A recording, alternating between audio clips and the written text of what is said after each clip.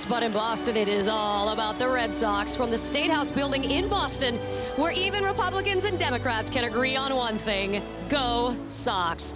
At Faneuil Hall, Red Sox fans are gathering in the hopes that 86 years of frustration are washed away in a single evening. All that needs to happen is a Red Sox victory. And as we look at Fenway Park, the stadium is closed, but the taverns are filling up in anticipation of a night many Red Sox fans have never experienced: a Boston Red Sox World Championship. But the New England faithful call themselves Red Sox Nation, and if you don't believe it's true, here's proof, beginning with former Red Sox Steve Lyons. All right, Jeannie, of course you know the Red Sox Nation extends far beyond Boston. In fact, all the way across the nation. I'm at Sonny McLean's right here in the heart of Los Angeles, California. And these fans have been packing this bar for 3 straight weeks now, hoping to taste a little piece of history. They've been waiting for that history for 86 years. Now, we're going to send it way back east, where Kenny Albert's standing in a place that Red Sox president Larry Lucchino once called the Evil Empire. Kenny? Well, Steve, it may be hard to believe, but the Riviera Cafe is the official Red Sox watering hole in, of all places, New York City. It was just a week ago that the fans got to see their beloved Red Sox eliminate the hated Yankees. Now, Jeannie, what better place to exercise the curse of the Bambino and end 86 years of frustration for these fans than right here in the heart of New York City. Oh boy, of course this frustration crosses more than state lines. It spans the globe. Good morning, Baghdad! You watch, we salute you, members of the multinational force Iraq and all units around the international zone. We thank you. An international affair for sure, but all eyes right here as we surf the sea of red. The hunt for Red Sox October has never been closer. Of course, they battle history as well as the Cardinals as we welcome all of you to Game 4 of the World Series on Fox. As always, I am joined by my partner, Mr. Kevin Kennedy. I am Jeannie Velasco, and you could be seeing some history tonight.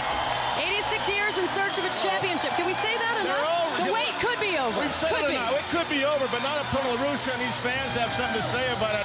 Nobody wants to have more energy than these fans tonight, because last night they were knocked out of the game early. This ball club is resilient as well, and Tony La Russa is going to take a page out of the Red Sox book, where they came back after being down 3-0. They won 4 straight, and it's never been done in the history of the game. La Russa's ball club would like to repeat that tonight. Let's go back to how the Red Sox got to the luck of the Irish. Who knows? Millar gets the walk in Game 4 of the LCS. Dave Roberts pitch run, steals a base. Bill Miller ties it. Okay, that gets him another game. They go on to Game 5. Tony Clark, it looks like it's done here. They're over in Game 5. No, a ground rule double. Sierra can't score that short wall around the pesky pole in Fenway. How about Belwer? Right in New York, a 3-run home run. He hadn't done much until this point. Well, they ruled it a ground rule double. The umpires got it right. It turned into a home run. Yankees normally get these kind of calls, don't they? Not the Red Sox. How about this call? A-Rod slapping the ball out of the hand of Arroyo. They call it safe at second base. No, they reverse it. That call was called right by the umpires once again. And how about the cutoff man? Bill Miller reaching for it, trying to double out Pujols. Manny Ramirez misses the cutoff man, only to throw out and double off Larry Walker. And this is the turning point I'm talking about right here. Jeff Suppan. Go or no, go or no. He goes back to third base, second and third. Nobody out, ground ball to the right side. That would have tied his score. It didn't happen for him. All right, you are not done, because we got to break down tonight's pitchers. Derek Lowe got it done against the Yankees with sinkers and sliders and got the Yankees to expand the zone. Chase bad pitches out of the zone. That's not what the Cardinals have to do tonight. They have to make him come to him. Jason Marquis has to do this, throw strikes. Strike 1, strike 2. He's got a good fastball, 94, 95, pretty good change. They got to minimize those walks, though. That's what he's done too much of in the postseason. Look at the pitchers in this series of starters. The Red Sox, 16-plus innings, ERA 2.7. The Cardinals, 11-plus innings, ERA pushing 12. That's been the biggest difference for me. The starting pitching of the Cardinals has not gotten deeper as an average than 3-plus innings. Marquis has to go deeper tonight to set up that Cardinal bullpen. They only have one lefty in that bullpen, and that's Ray King. That's a guy you got to pick to face David Ortiz. Absolutely. You can't use him too early. If they do, it's all over. So the starters have to get deeper so it counts when they bring in Ray King to face David Ortiz. All right, we talked about Jason Marquis being on the big stage. This is not the first time he's been on the big stage. He did play in a Little League World Series, just like another man out here tonight, Jason Varitek. Jason Varitek, shortstop. Shortstop. It's a good thing they moved him. Can't pick on a little kid, but the defense wasn't there yet. I'm hitting right-handed right there. Hey, this is a tough play right here. Well, oh, he couldn't get out of the glove. I'll tell you what. The heart and soul of this ball club. Look at that face right there of Jason Varitek. Put that guy behind the plate. He's tough. He's nails behind there. He's been really, for me, their MVP all season long because of what he does, not offensively. We know he can swing the bat. It's his defense. It's the way he works the pitchers in and out. Blocks a plate as well as anybody in the game and blocks balls as well as anybody in the game. This guy, to me, is the heart and soul, a free agent. You can't let this guy get away. He's nails behind the plate. Yeah, absolutely. History, of course, seems lost on all of these Red Sox. They just seem to worry about whether or not they're having a good hair night. Idiots? Well, I don't know that you can necessarily call them that with it. So does yours, Kevin. Ignorance remains bliss around the water cooler. Hey man, what's up? Hey dude, what's up, man? What'd you do last night? You know, same old, same old. Dang, the Patriots won 20 in a row. Again? Wow, that's pretty amazing. And how about Steve Spurrier getting interviewed for the Florida Gators? I saw that, man. That was unbelievable. What are you doing tonight? You know, something to come up, you know. How about you? Probably same old thing. Why don't you give me a call tonight, man? I can do that. We can hang out or something. Yeah, obviously they found something to do tonight. I think what's interesting, Mr. Damon here said when he joined this club, he went into the clubhouse, nobody was playing cards, nobody was playing video games, everybody was doing their own thing. Somehow this club has come together real loose and it's working for them. We talked about the luck of the Irish and the Boston Red Sox. Really, I believe you got to have talent. You make your own breaks, and that's what this Red Sox club has done. There's no gimmies on this ball club. They have forced the issue. They have put it to the test of the New York Yankees. They forced them to make those guys walk Millar in the ninth inning when they could have finished it off. Why? Because Millar can take you deep. Varitek can take you deep. Damon can take you deep. Forget about Manny Ramirez and Ortiz. Yeah. You got other guys to worry about as well. How about Bellhorn, the series he's had? All right, we need to get you going out to the ball game. It's going to be a good one. Until this October, it was considered almost impossible for any team to recover from an 0-3 deficit. That is until the Red Sox came along. Now the Cardinals will have to draw from their rivals for inspiration. Unbelievable. 1 week ago, they were 3 outs away from getting swept. Now they are on the brink of 86ing the curse and claiming baseball's ultimate prize. Oh, what a century it has been.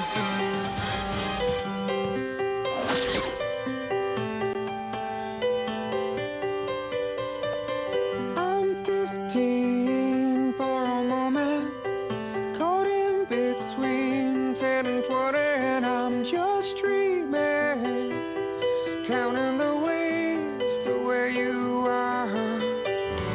I'm 45 for a moment, the sea is high, and I'm heading through war classes, chasing the years of my life. 15, there's still time for you, time to buy and time to lose yourself within a morning star. 15, I'm alright with you. 15 is never a wish better than this. When you only got 100 years to live, half time goes by, suddenly you're wise. Another blink of an eye, 67 is gone, the sun is getting high, we're moving on.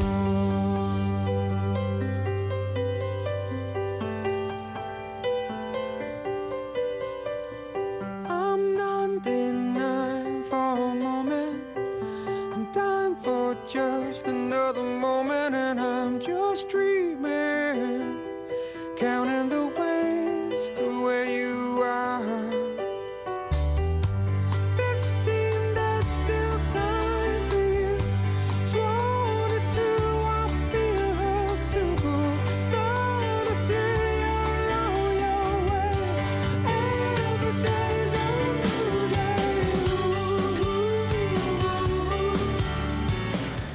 Welcome back to the Dodge pregame show on Fox. History may or may not be in your immediate future, but we know this, that UMAN is. To introduce tonight's national anthem, here's public address announcer John Hewlett. Please stand and remove your caps for our national anthem. Following the anthem, please direct your attention to the sky, where two Navy FA-18s from Fighter Composite Squadron 12 will be performing a flyover. Performing tonight's anthem. She's been a St. Louis Cardinals fan her entire life, and now one of country music's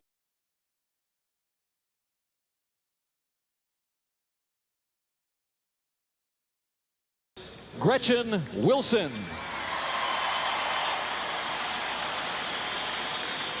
Oh, say, can you see by the dawn's early light what so proudly we held at the twilight's last gleaming, whose broad stripes and bright stars through the perilous fight o'er the ramparts we watched were so gallantly streaming, and the rocket's red glare, the bombs bursting in air, gave proof through the night that our flag was still there. Oh, say does that star-spangled banner yet wave o'er the land and of the free in the home of the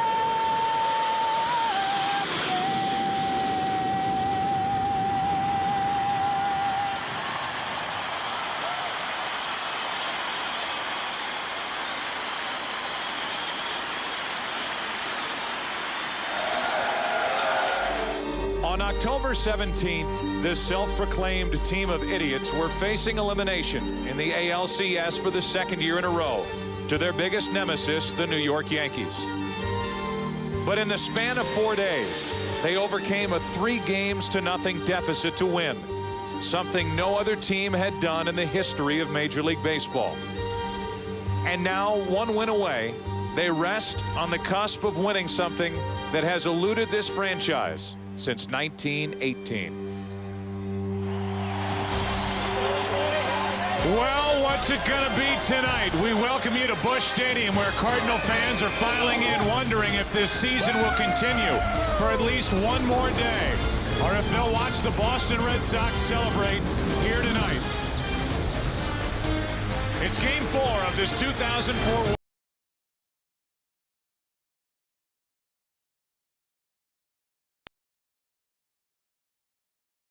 Red Sox, one win away from trying to do something that the franchise hasn't accomplished in 86 years, and that is win a World Series. And to this point, for the first 3 games of this World Series, they have out-hit, they have out-pitched, and they have run the bases better than the St. Louis Cardinals. And Tim McCarver, I welcome you in, and I'll say this. The Red Sox have been given nothing in this series. They have taken the first 3 games. They have been relentless. They just have not let the Cardinals get started. They've scored in the first inning of every game. The St. Louis Cardinals haven't even been ahead in any of the 3 games, and the best way for them to get ahead is to get any production, not more production, but any production out of the middle 3 spots. The 4, 5, and 6 hitters have 1 hit in the 3 games. That was a bunt base hit by Jim Edmonds in Game 1. The Boston Red Sox have won 7 consecutive postseason games. The fans here in St. Louis hope that tonight is not the night the World Series comes to a close. Hey, don't write yourself off yet. It's only in your head you feel left out. Look down on. Just do your best. Do everything you can. It just takes some time. in St. Louis, 61 degrees, and about 10 times better weather-wise than we had here last night for Game 3. Still with us, Chris Myers. Joe, down on the field, you can feel the vibe of the fan from Middle America all the way back to New England. For the Cardinal rooters, they're hoping for a reversal of fortune. For the Red Sox fans, many of whom have traveled here to St. Louis, well, they're still kind of numb. They're not sure how to act. Their team this close to finally winning it all, to finally winning a World Series. The fans like the Red Sox team. They're confident, but they're also cautious given their history. And this, tonight, a total lunar eclipse for the first time during a World Series game. So it would appear, Joe, for the Red Sox, the planets are aligned. All right, Chris, thank you very much. And Jason Marquis is the man in the middle of all this action. He has not been good this postseason. Here's tonight's starting lineup for the Red Sox, brought to you by Citibank. If you were paying attention last night, you'll know it is the same. Johnny Damon leads off, then it's Cabrera batting second. Manny Ramirez, how hot is he, hitting third? David Ortiz at first, put on a show in BP. Varitek, Miller, Nixon, Bellhorn, and Derek Lowe tonight won the clincher, Game 7 of the ALCS at Yankee Stadium, taking on Jason Marquis tonight. And if both pitchers have their stuff tonight, they'll throw a lot of ground balls. Two of the top 5 ground ball pitchers in Major League Baseball are opposing one another this evening. Johnny Damon first up for Boston.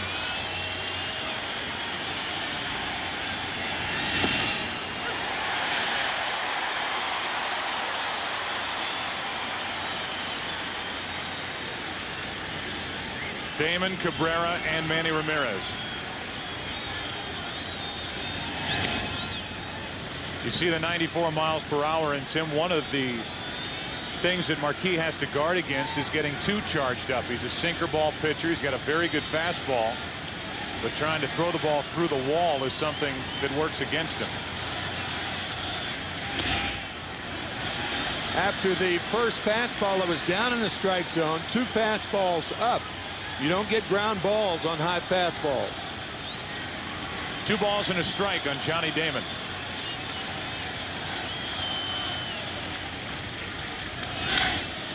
And that ball is ripped into right field. Walker is back at the wall. The Red Sox score first again. What a start. 1-0 Boston here in Game 4.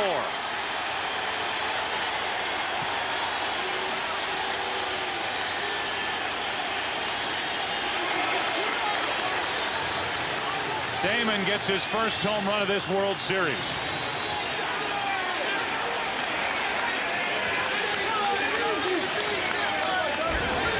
The one thing about ground balls, they don't go out of the ballpark. A high fastball jumped on by Damon to give the Red Sox the lead. Cabrera, a swinging bunt, third base side. Rolen makes a barehanded play for the out.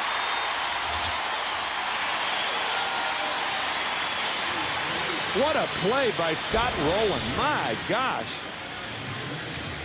This is the 2-1 fastball, as you can see, right around the letters, followed by a 45-footer down the third baseline.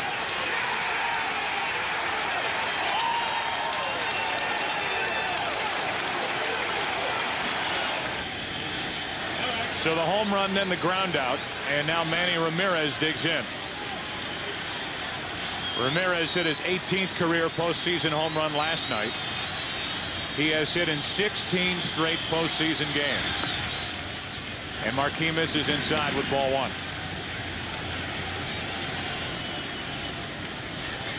The numbers in this World Series for Ramirez, and overall this postseason, he is 20 of 56.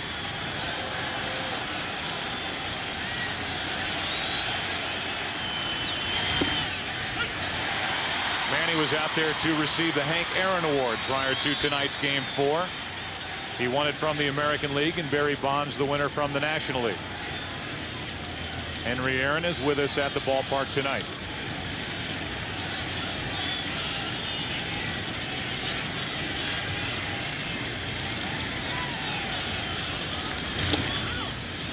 That's too far inside. 2 balls and a strike. The last 7 starts for Marquis coming in. 1-3 with a 5.75 ERA. 21 strikeouts, 20 walks.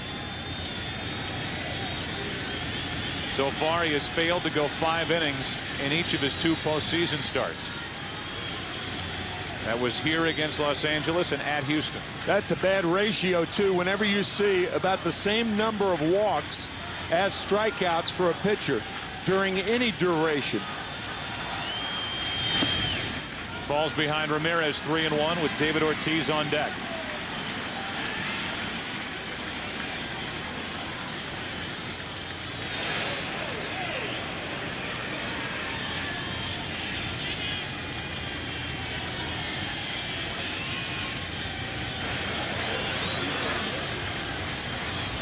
Great start for the Red Sox tonight. Manny Ramirez takes a walk. While we play here in the first inning, baseball fans grab a cold, fresh Budweiser. It's game time. And game time tonight started with a home run by Damon and then the ground out by Cabrera. This terrific play by Scott Rowland. The difficulty on that play is that not only do you have to barehand it, but you have to have the ball in throwing position when you barehand it. Rowland's one of the best at that play. David Ortiz now 1 on 1 out. Ortiz 3 for 10 in this World Series. Everything is up from Marquis. Yeah, I think Tony La Russa's one hitter away from getting Dan Herron up in the bullpen.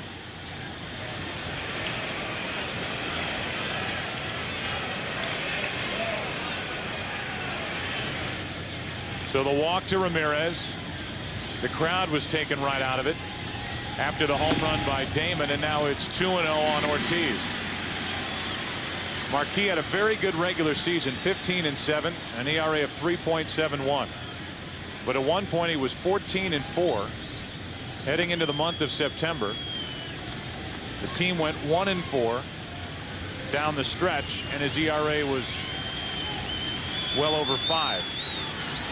There are the numbers for the regular season, but there's no doubt that since the 1st of September, Marquis has struggled. The crowd trying to get themselves back into it. Strike 1 on the outside corner.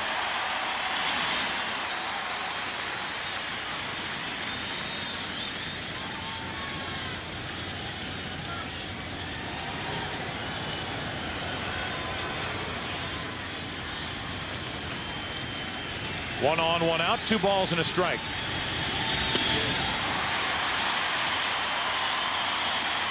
Pitch was up, but by the bat of Ortiz. Well, Ortiz is one guy in the Red Sox lineup where you can get away with the high fastball because he loves the ball down. Varitek on deck. Derek Lowe will be on the mound tonight for the Red Sox. That's wide, a full count.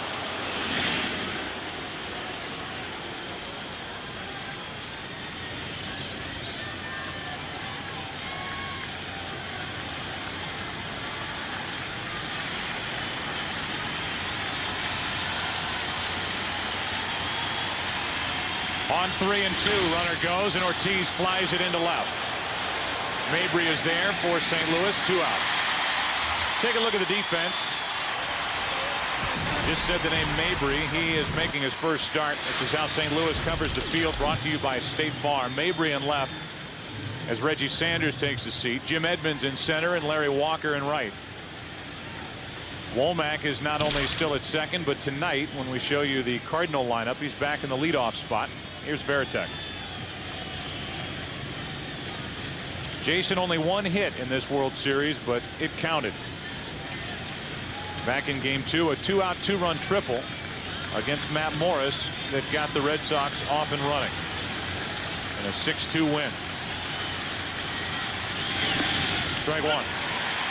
Coming into this game, the Red Sox had scored first in 9 of 13 postseason games, and they won all of them. And they've scored first here tonight.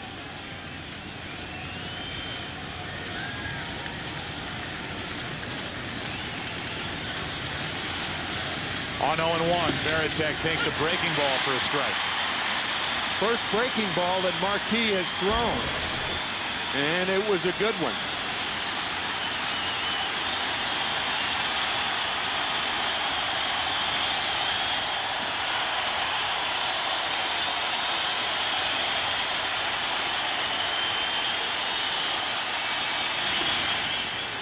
Molina blocks ball one in the dirt, and Ramirez has made a couple of bluffs off first. Did so during the Ortiz at bat and did on that last delivery to Varitek. That fake break from first base moves the middle infielders, and Renteria over to cover when Manny Ramirez had that fake break. Good play by Molina, keeping that ball in front of him.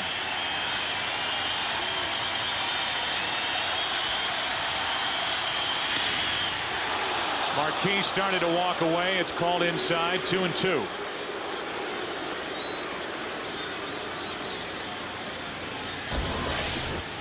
Tailing fastball just misses inside. That was close. Varitek on 2-2. Stays alive.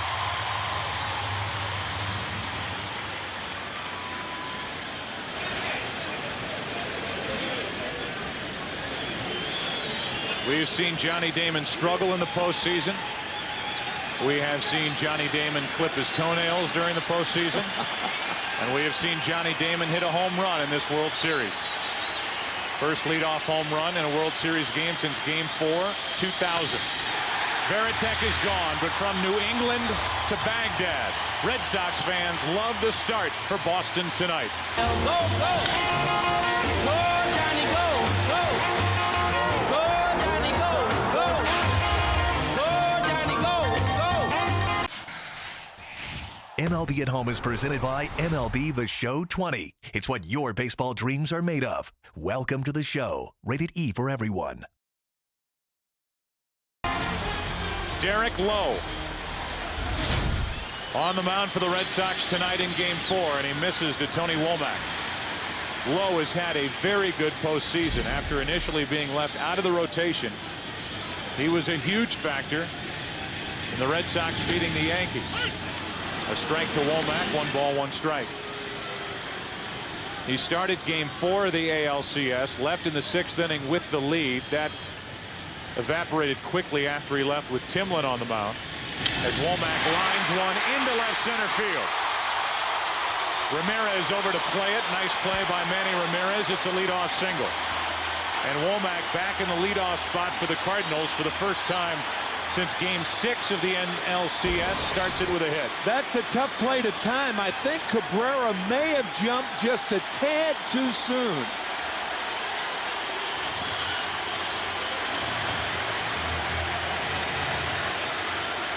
Now it's Larry Walker. Sometimes when you jump too soon on a ball like that, you're coming down when the ball's going up. Ball 1 to Walker. Larry Walker, one of the few guys in the Cardinal lineup who say they're hitting in this World Series. Walker and Pujols.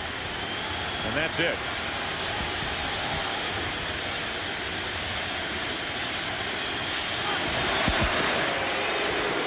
Cardinals will run tonight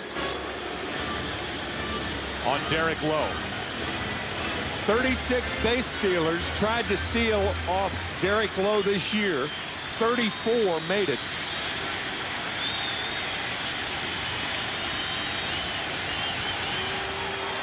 And it's something that the coaching staff for the Red Sox tries to keep Derek Lowe thinking about really the entire game.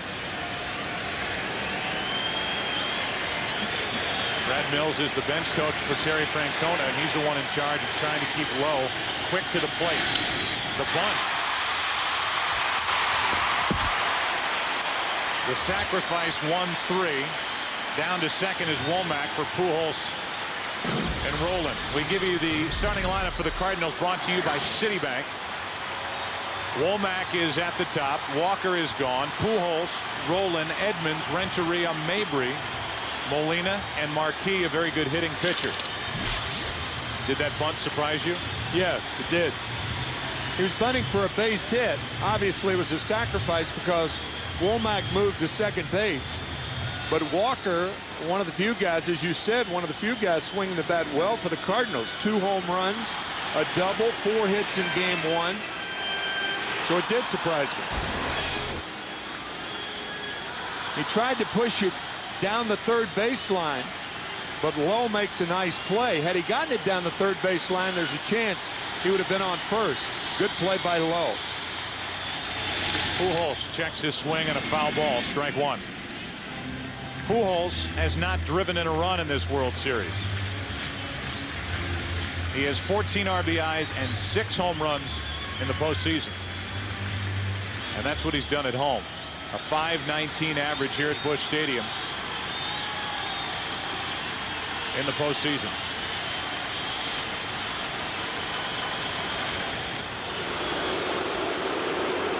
The one thing that the coaches of the Red Sox and Terry Francona want to do is make Lowe aware of the runners, but not so aware that he's confused when he comes home.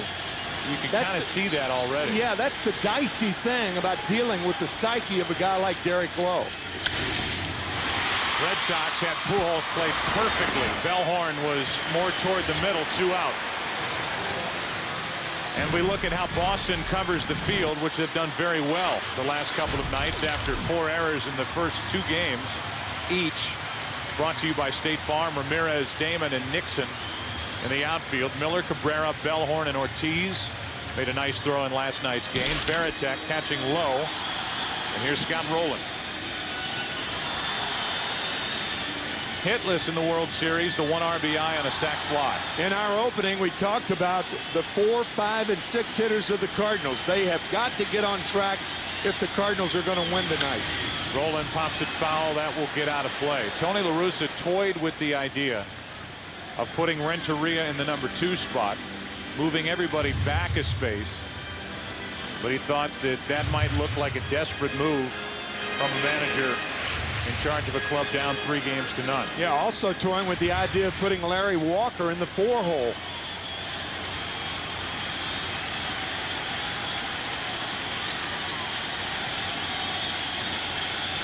Runner at third, 2 out. 1 ball, 1 strike from Derek Lowe. La Russa saying before this game, I love this team too much. This team is too special to have it end tonight. 4 games in the World Series and goodbye. The Red Sox trying to do that here on October 27th. Game 4 of this World Series. Rowland during the regular season drove in 124 runs, 2nd best in the National League. And a swinging bunt. The ball stays fair. Lowe makes the tag for the out, and the inning is over. A scoreless inning from Derek Lowe. Gets around the leadoff hit from Tony Womack after 1 in game 4. 1-0 Boston. Javi, are you enjoying the new gameplay engine and AI updates in MLB The Show 20? Yeah, man. You know, I invented AI. For real? Robot Coach, come in here. Hello, what can I do for you? PlayStation. Jason Marquis gave up a leadoff home run to Johnny Damon in the first. Got around a 1-out walk, and here is Bill Miller. Had a nice night last night for Boston. In his return, 2 out of 4 in RBI. A big 2-out RBI hit in the 5th inning, which made it 4-0. It ended 4-1. Here's a 1-0 pitch. 2-0. Joe, predictably, Bill Miller is having a good series against Cardinal pitchers. I thought he would before the series began because the Cardinals don't have a pitcher that can go up the ladder on Miller.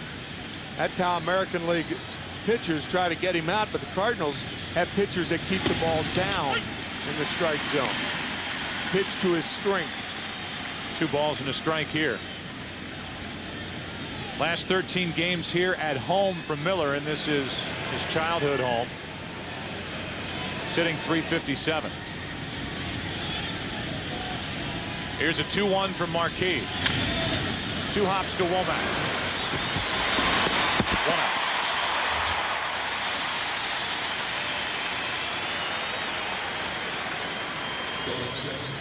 And with the bases empty, Trot Nixon will step to the plate.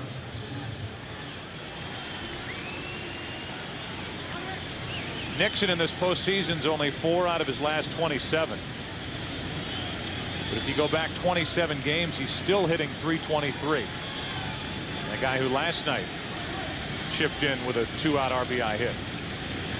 He got the hit in the 4th inning after the base running blunder by Suppan. He takes the pitch low that really hurt the Cardinals. The Cardinals had that chance in the bottom of the 3rd. 2nd and 3rd, nobody out. Suppan didn't come home on the ground ball by Walker. We've all seen it 1,000 times by now. But then the next half inning, the Red Sox doubled their lead on a 2-out hit by Nixon. I think the Red Sox have shown how important it is with the immediacy of your strike. They've scored in the 1st inning. They scored after the base running blunder in last night's ball game. And they scored with the 2-run home run that Bellhorn hit when the Cardinals tied it in game 1. Nixon shoots one into right center field. That ball is going to skip. Walker cuts it off, but it's still a double for Trot Nixon. A 1-out double for Nixon. And he's out there with Bellhorn coming up. This ball is crushed over the head of Womack. A fine play by Larry Walker to cut the ball off and prevent a triple. Well, that's a big league play right there by Larry Walker. Ex-teammate of Pedro Martinez. Runner at 2nd, 1 out, Bellhorn.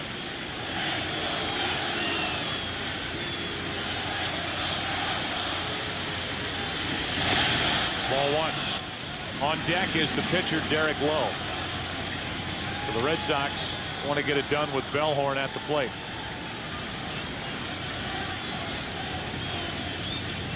Big home run in game 1.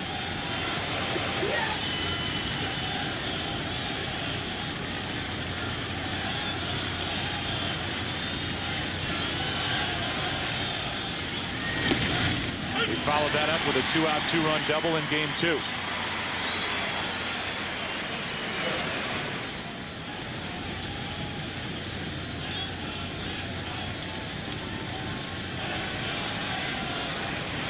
Runner at 2nd, 1 out. 1-0 Boston here in the 2nd. 2-1. This is not a situation where you want to pitch around Mark Bellhorn. Terry Francona telling Derek Lowe that if Bellhorn gets on, we're going to give you the bunt. You will be bunting, I would imagine, up to 2 strikes. Even through 2 strikes.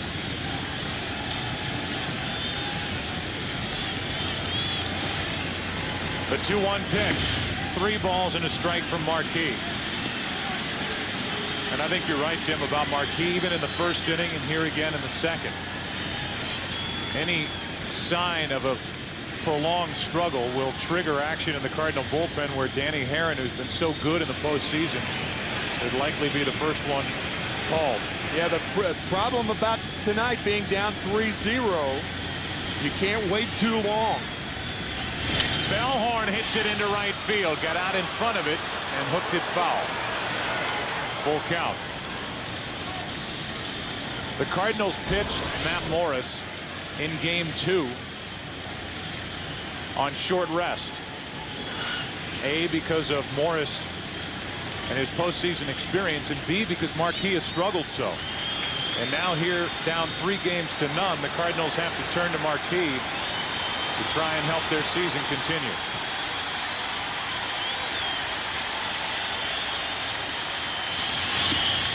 That'll put 2 on with 1 out. 2 walks so far to go with 1 strikeout for Jason Marquis. And here's Derek Lowe. Scott Rowland, the captain of the infield, gives the signs, and he just wants Marquis to throw a strike.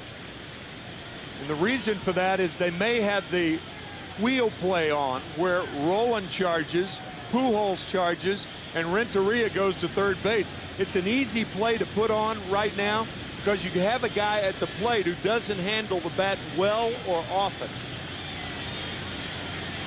Tough base running play for Nixon. Yes. Who's not running all that well anyway down at second base for Boston. Ball one up and away. They had Renteria going over to third to cover, Rolen coming in, and Pujols charging from first. But you said the key part of it as you began, and that was Marquis has to throw strikes. Right. I think that's the one thing Rolen told Marquis, make sure you throw a strike. And the bunt. Rolen bobbles it, goes to first for the out, and the runners advance to second and third. So Lowe gets the sacrifice. 5-4. Well, Derek Lowe found the seam between the third baseman and the pitcher. Right there. Scott Rolen forced to go to his knees, sliding, pivots, and just gets Derek Lowe at.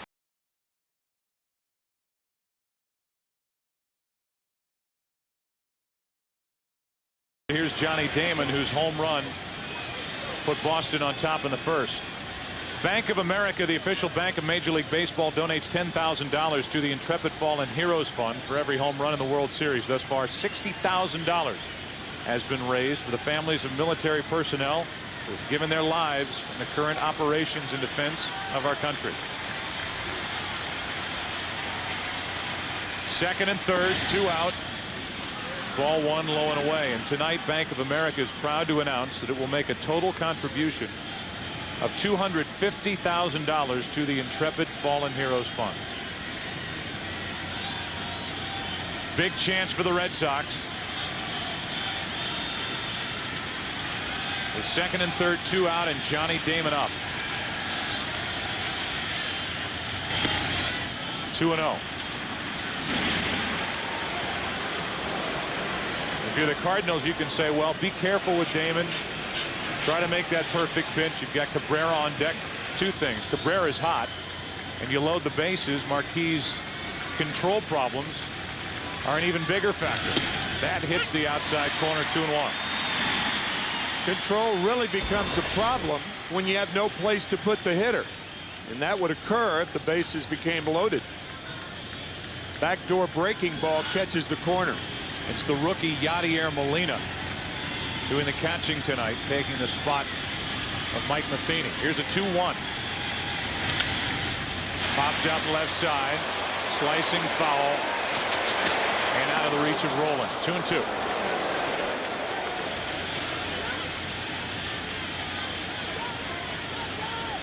Molina is the youngest of the catching Molinas. Nice ring to it, does it not? It's not exactly flying Melendez, but the catching Molinas, there are 3 of them in the big league. Benji and Jose, both catchers for the Anaheim Angels. The second trio of brothers to all play in the World Series. This crowd comes alive, hoping that the top of the second will end here. To the right side for Pujols. And the Red Sox have left 3. Bottom of the second rolls in. Edmonds will try and get it started for St. Louis, down by 1. 8 o'clock straight up here in St. Louis. It's game 4. Boston up 3 games to none, and they lead tonight 1-0. Bottom of the second, and Jim Edmonds is first up. Renteria, Mabry will follow, then Yadier Molina.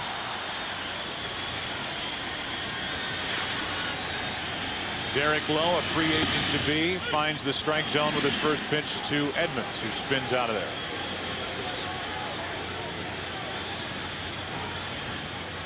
Lowe is 31 years old. So you can make the case that he is in his pitching prime. As Edmonds sticks the bat out, pops it into left for Ramirez. 1 out. Edmonds 1 for 12 in this series. Before tonight's game, Manny Ramirez and Barry Bonds each received the 2004 Hank Aaron Award for their respective leagues, sponsored by Century 21. Hank Aaron Award originated in 1999 to mark the 25th anniversary of Hank eclipsing Babe Ruth's all-time home run record. Recognizes the best overall hitter in each league. 12 finalists were voted on by the fans at MLB.com. There's Hank. There's Barry Bonds. We all know where Manny Ramirez is. He just caught that last fly ball. First pitch, a strike to Renteria.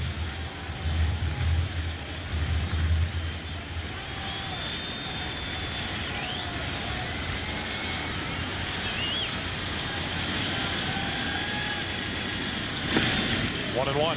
Hammer and Hank with 755 home runs to lead everybody, and would have had 756. But he stepped out of the batter's box, hitting a home run at Old Busch Stadium here in St. Louis against Kurt Simmons.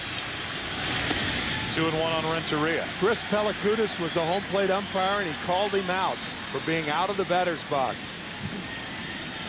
Where were you situated for that? About 3 feet from him.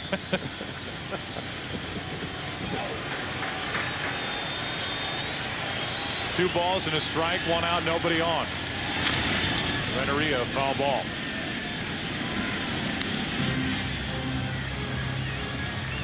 You weren't the one that brought it to Pellicudis' attention, were you? Did you cost the man a home run? I cost the man a home run, yes.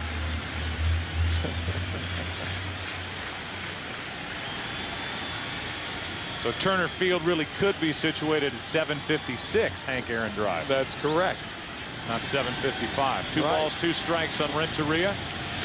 3 hits in this series, and that's to third. Miller on a backhand. 2 out. And the batter will be John Mabry.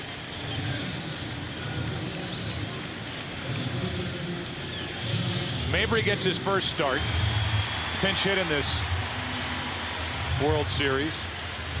And for the regular season, hit .296 with 13 home runs and 40 RBIs. Batting with 2 out, nobody on, and facing Derek Lowe.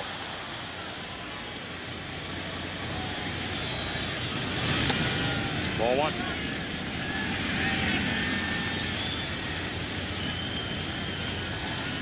Including the postseason, the numbers for Mabry as a starter. 63 of them.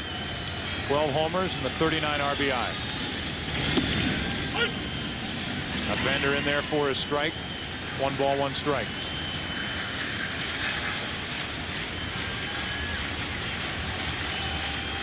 Derek Lowe has had an ERA over 6 on the road the last 2 years. Mabry hits it into right, and Nixon is there for out number 3.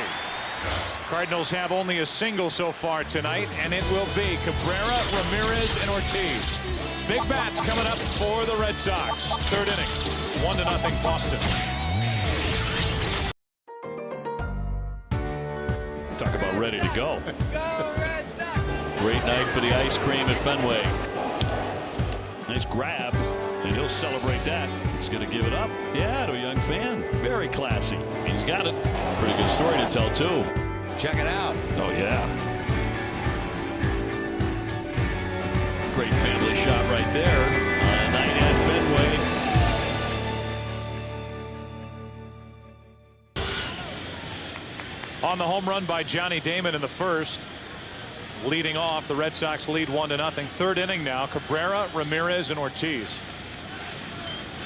How terrific has Orlando Cabrera been in the postseason, in the World Series in particular, for Terry Francona.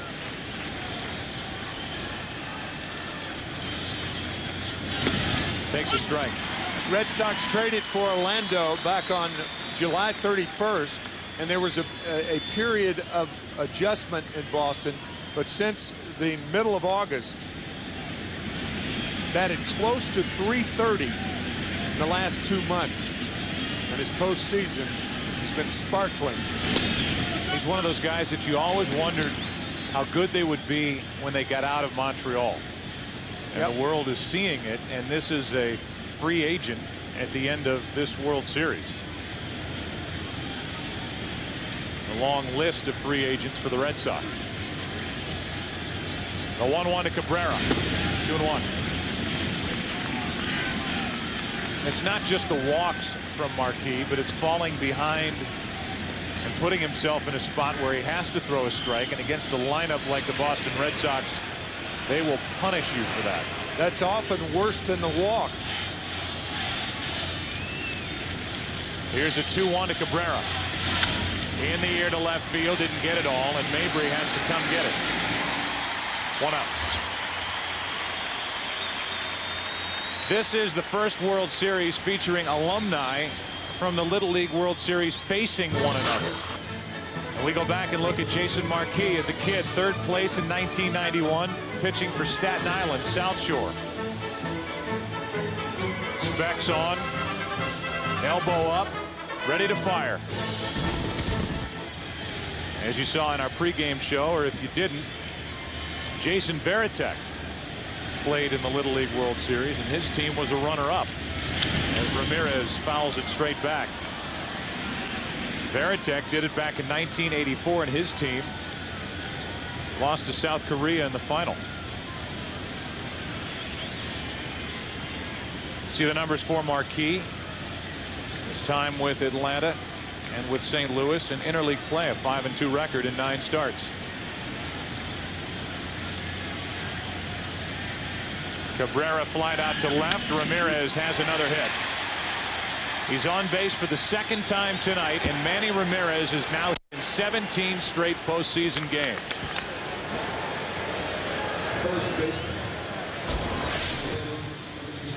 The thing about Ramirez, fouling back the first 2-seam fastball coming in on his hands, and then the next one in there, he turned on it.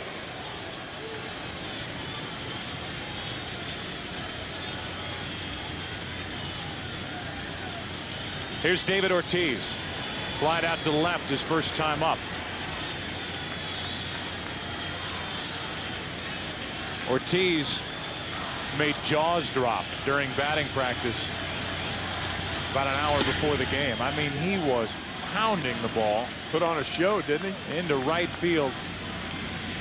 And even the Cardinal fans were applauding by the end of it. Pretty good set during that session of batting practice with Ortiz, Millar, and Ramirez.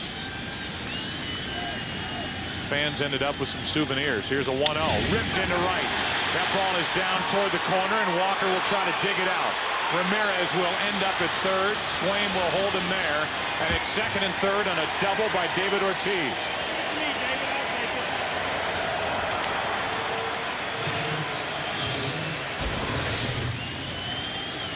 You can see Molina setting up inside, and we've talked about it throughout the postseason that Ortiz rarely misses that pitch down and in.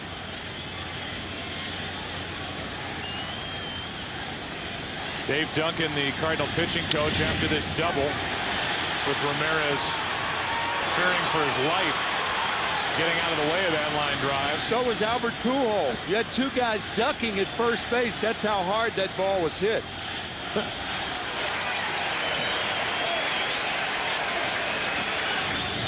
I think Pedro's having some fun tonight after retiring the last 14 hitters he faced last night in the 4-1 win in Game 3. That's the longest streak of retired guys since Curt Schilling retired 16 in the 2001 World Series. Jason Varitek is coming up. Jason Varitek, shortstop. He caught, he played 3rd base, and he played some short. And he ended up making the final out of that Little League World Series.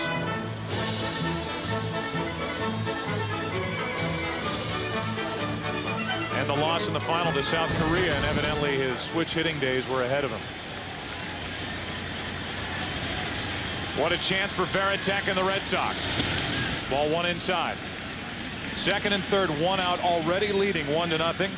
Trying to sweep the Cardinals out of the World Series tonight. I'm surprised that the Cardinals do not have anybody up in the bullpen right now.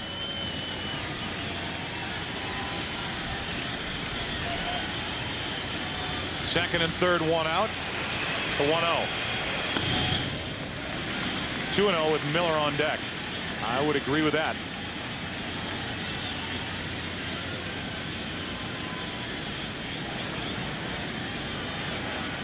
The long reliever, Danny Herron, who pitched well in game 1, has had plenty of rest. Marquis is in trouble, and he's fallen behind Varitek 2-0. Breaking ball in for strike 1. And Varitek didn't like the call. Molina sets up outside. Varitek thought it was low.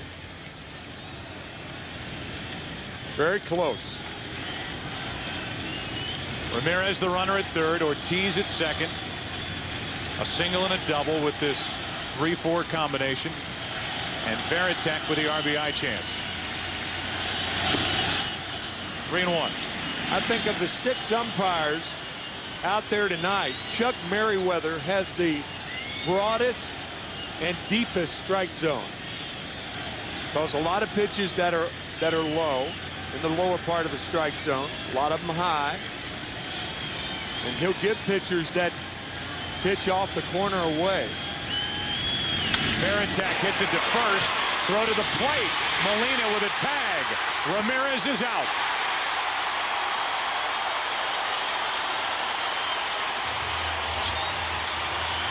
Good play by Albert Pujols. The reason it was a good play is he was playing back and not pinched at first base. See, he's playing deep. How many first basemen would come home on a play like this, even though the ball was hit well? Fine play, long throw by Pujols to get Ramirez. Molina sticking that leg out there, forcing Ramirez to the outside, and applies the tag.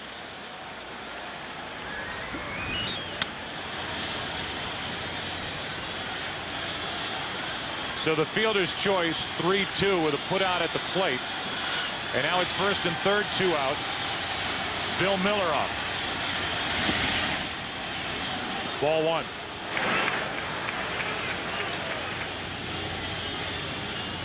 Miller grounded out to second his first time up. But 5 out of 11 in this World Series. Ortiz now the runner at third. Varitek at first.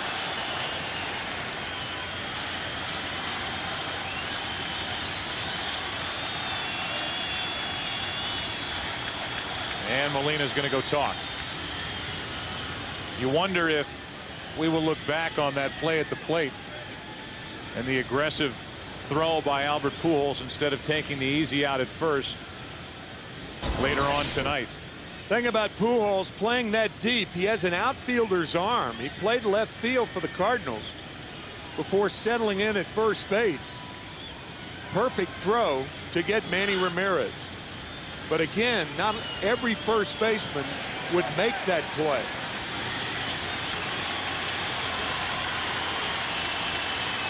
A 1-0 to Miller.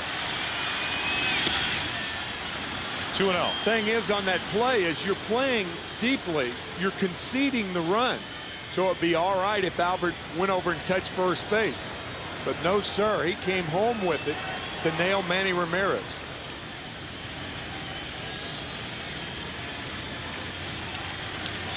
Runners at the corners, 2 out.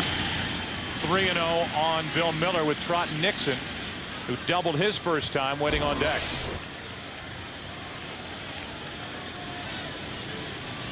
Good play, Molina.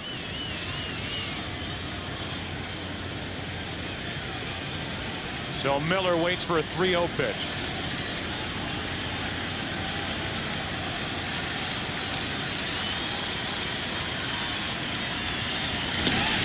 That'll load the bases.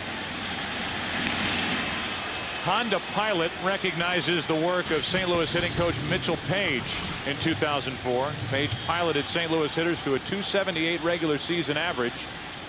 That was best in the National League. The Cardinals hit 214 home runs.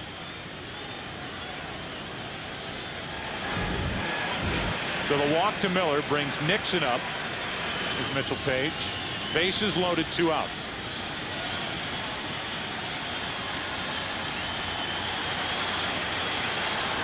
Nixon with a line drive double into right center field his first time.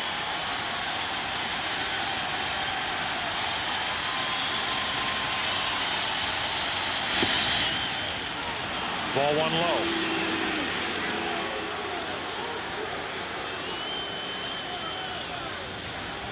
This is an accident waiting to happen.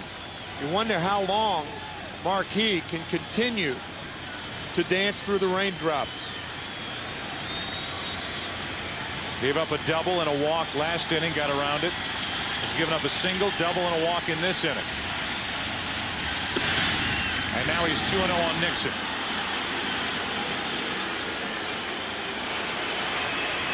Still nobody up for St. Louis in their bullpen.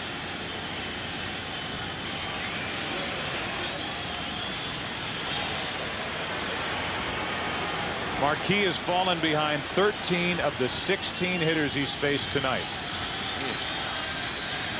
And the Cardinals have fallen behind Boston again tonight.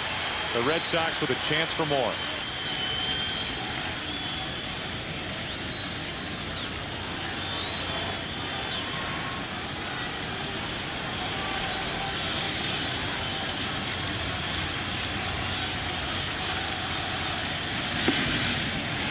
It's 3-0.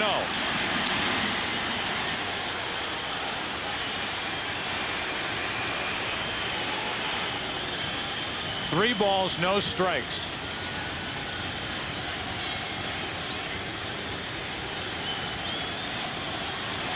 Three walks, one strikeout tonight. One run allowed on 4 hits.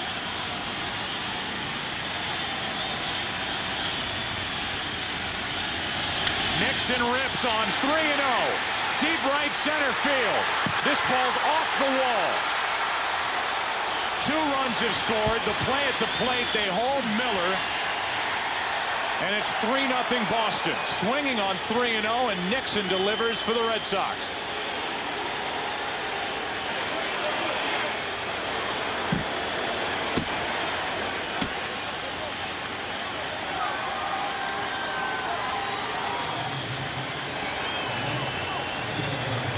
Nixon missing a grand slam home run by about 8 feet.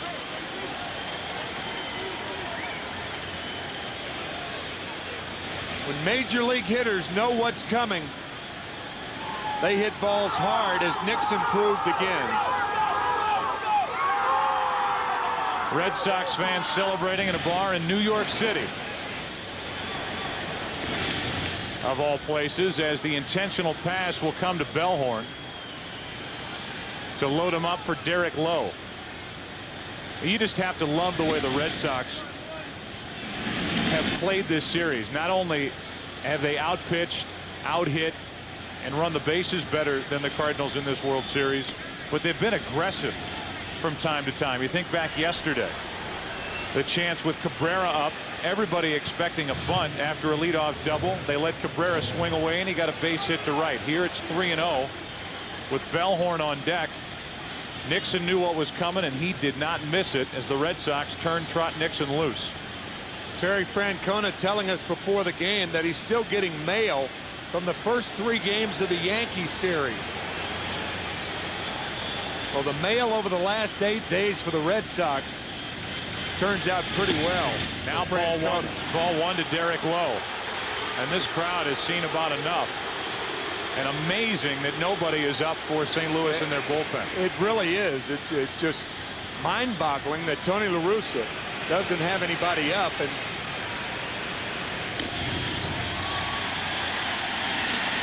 Lowe, talk about aggressive, swinging to even the count at 1 ball 1 strike, and Al Reyes will get loose. Yeah, that pitch was out of the strike zone too. That pitch was up and in to Derek Lowe.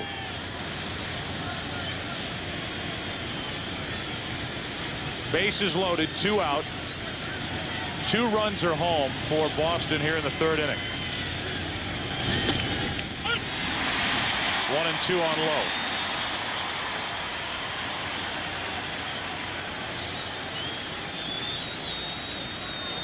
Marquis trying to hang in. The Cardinals are trying to hang in.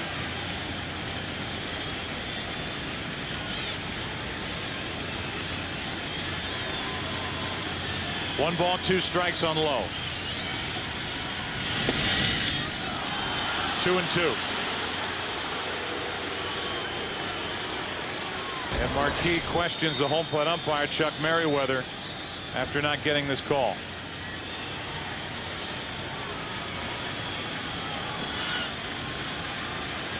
2 balls, 2 strikes. The inning is over, but the Red Sox get 2. Knocked home by Trot Nixon. Reacting everywhere are Red Sox fans. Even in the Somerville firehouse, Red Sox fans enjoying a 3-0 lead in Game 4.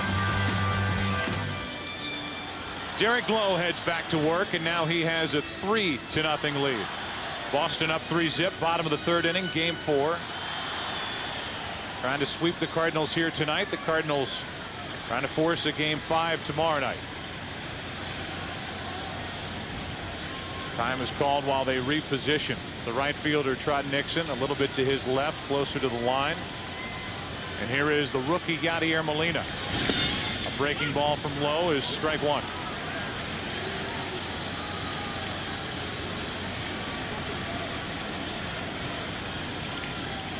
Molina so far this postseason 1 for 5. He's in the hole 0-2. And unlike Marquis, Lowe is throwing strikes.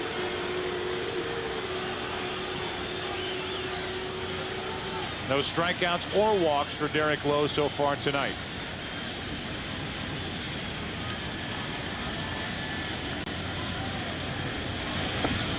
Molina strikes out on a ball down and away. 1 out here in the 3rd inning, and Marquis will be the hitter. I think you allow Marquis to hit right here because he's such a good hitter. He led the National League pitchers in hits with 21. He batted .292. He can hack, but sending him back out there, I think, is a considerable risk for the St. Louis Cardinals. Marquis grounds to short. Cabrera picks it up and throws him out. During the break, we had a chance to visit with Terry Francona, the manager of the Red Sox. One question for Terry. Terry, you're up 3-0 in this game, 3-0 in this series, and you have stayed aggressive this entire World Series. You had Cabrera swing yesterday. You have Nixon swinging on 3-0, and it's paying off, isn't it? Well, you know what? We're a real good fastball hitting team, and we have faith in each other that they're going to get a fastball, and they know what to do with it, and I think you got to stay with what got you here. Terry, thanks for your time. Okay, guys. I wonder if people outside of watching the day-to-day pitch-to-pitch of this series across baseball are realizing, Tim, the kind of job that Terry Francona has done with his Red Sox to get them to this point, literally now innings and outs away from a World Series championship. We've talked about the job he has done with the bullpen, but another example of his overall managerial skill, giving Trot Nixon the 3-0 hit sign, trusting he would get a strike. He did and delivered. Francona's second chance as a manager in the big leagues from '97 to 2000 was the manager in Philadelphia. It was a young club. Schilling was part of it. Scott Rowland was a part of it as a rookie in '97. Womack, 2 balls, 2 strikes. Terry, the bench coach for the Oakland Athletics last year, when Derek Lowe struck out the final Athletic, and then Terry drove across country after the season was over. Cabrera comes in, takes care of Womack. The Cardinals still with only 1 hit tonight. 4th inning, Game 4. Boston batting up 3-0. Red Sox fighting back smiles in their dugout as they lead 3-0. About hit the Cardinals 5-1. Damon has homered and grounded out. Strike 1. Marquis has walked 4, 1 intentionally, struck out 2, one of them Derek Lowe, the pitcher, and he's allowed 3 runs on 5 hits.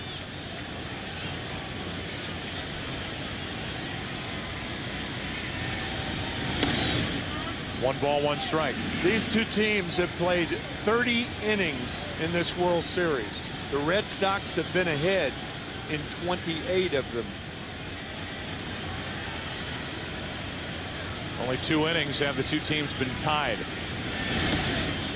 2 balls and a strike.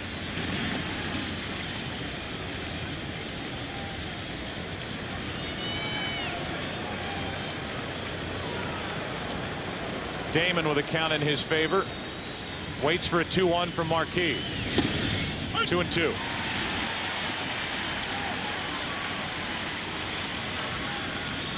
Cabrera next, then Ramirez. During the break, Tony La Russa went out and argued with Chuck Merriweather about his strike zone. The 2-2 pitch. Damon reached for it. Womack flips it out of the glove for the out. And Pujols had to go grab it as well. Now, the reason that infielders don't do this, the ball gets hung up in the glove, and Womack smoothly shuffling off to Pujols.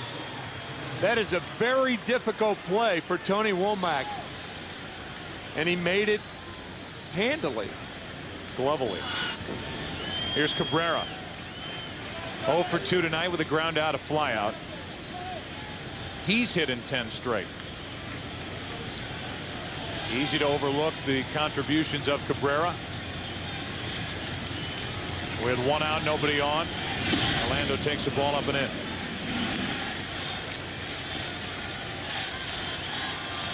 St. Louis in the bottom of the 4th inning will have Walker, Pujols, and Roland. And the only noise coming out of the crowd here at Busch Stadium is a "Let's Go Red Sox" chant.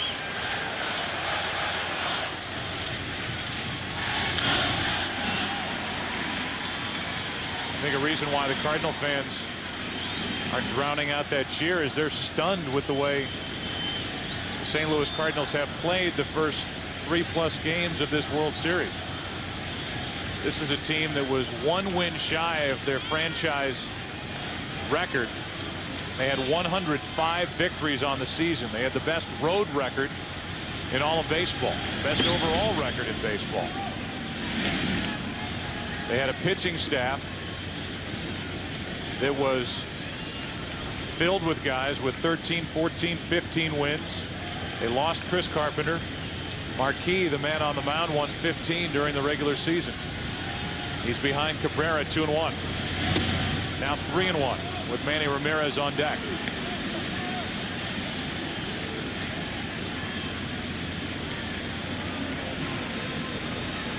Since '95, only 1 team has finished the regular season with the best record and won the World Series. That was that '98 Yankees team. Full count on Cabrera. The last time the Boston Red Sox won the World Series back in 1918, they won 86 games. This year, 98 games, and they were the wild card in the American League.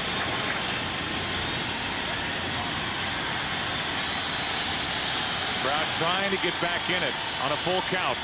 Cabrera hits it into left center field for Edmonds. 2 out.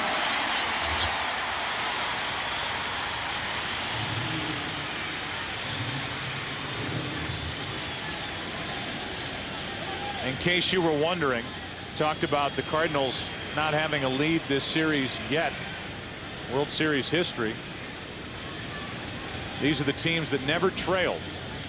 The Dodgers sweeping the Yankees in '63, the Orioles of '66 sweeping the Dodgers, and Tony La Russa's 1989 Oakland A's sweeping the Giants in that earthquake interrupted World Series.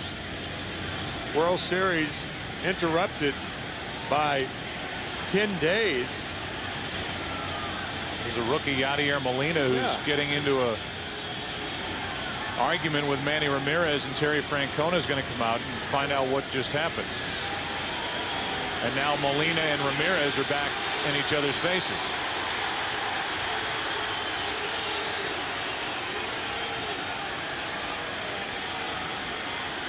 Well, that's the one thing the Boston Red Sox do not want. Whether it's by Ramirez, by a pitcher throwing tight to a Cardinal.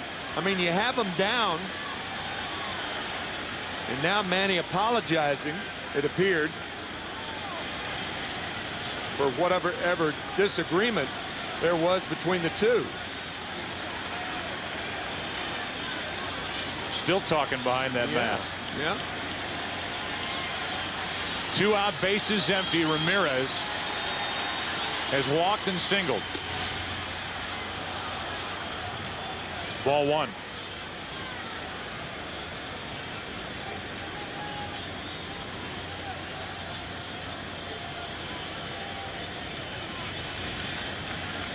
Two out, bases empty. Marquis looking for his first 1-2-3 inning, 2-0. How about that fastball? Jason Marquis spinning around after he threw that fastball to Manny Ramirez.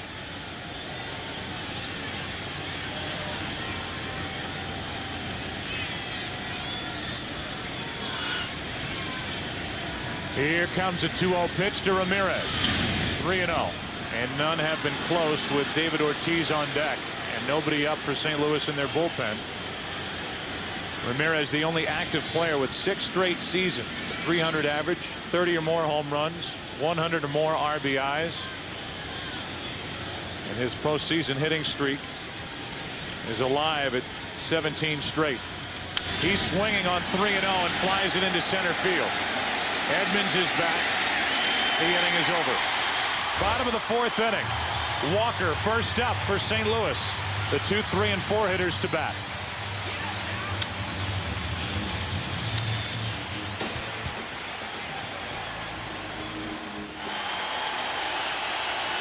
Cardinal fans trying to will the heart of this St. Louis lineup into some hits. Ball 1 to Walker. After a leadoff hit in the 1st inning, Walker dropped down a bunt.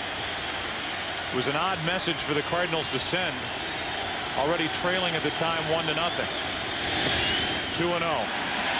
For Walker, it was his first sacrifice bunt since 1991. Trying to get on in front of Pujols and roll it.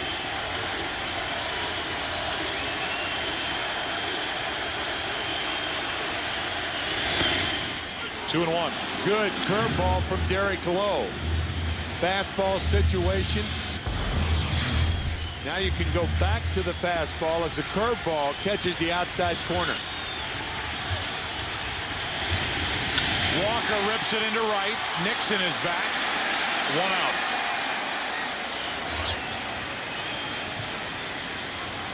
You can get the new MLB Authentic Collection Premier Jacket and wear what the players wear. The MLB Authentic Collection is available on MLB.com or at 888 MLB Shop.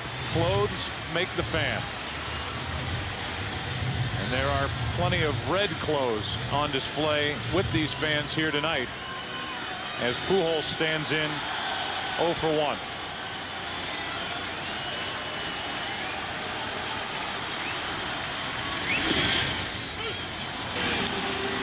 Oh, 1.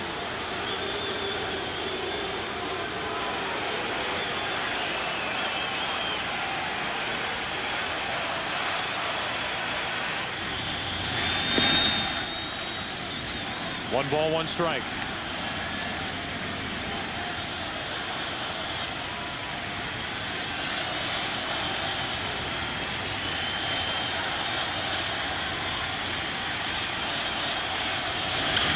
Strike 2. Chris. Joe, Tony La Russa came out and talked to the home plate umpire after he had his hitting coach Mitchell Page go back and look on videotape. He thought that his pitcher, Jason Marquis, wasn't getting the low strikes that Derek Lowe was getting. He thought 2 of the first 3 pitches were strikes. Tony went back, checked it himself. That's what put Marquis in a hole when Nixon had the big 2-run double. So La Russa arguing that his pitcher is not getting the low strikes that Lowe is getting. All right, Chris. Meanwhile, on a breaking ball down and away, Pujols goes after it and misses it by a mile. 2 out. Second strikeout for Derek Lowe. He has now retired 11 Cardinals in a row. That's after last night, Pedro Martinez retiring the last 14 Cardinals he faced. Rolen is jammed and he pops it up. First base side for Ortiz. And the Cardinals go quietly again. 5th inning now. Game 4. Red Sox will bat. They lead it by 3. MLB at Home is presented by MLB The Show 20. It's what your baseball dreams are made of. Welcome to the show. Rated E for everyone. Nothing I can say, a total eclipse of the heart.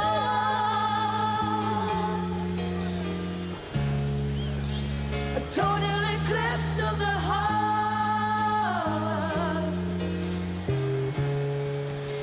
A total eclipse of the heart.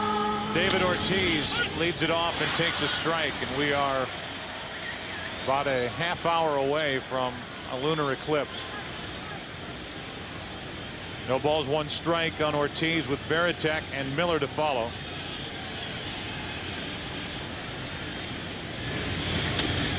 That's wide. 1 ball, 1 strike. Since the beginning of game 2, the Cardinals are hitting 137 as a group. 10 hits, 73 at bats. And they've scored 3 runs in the last 23 innings. That's wide. 2-1. Ortiz has doubled and scored and fly to left.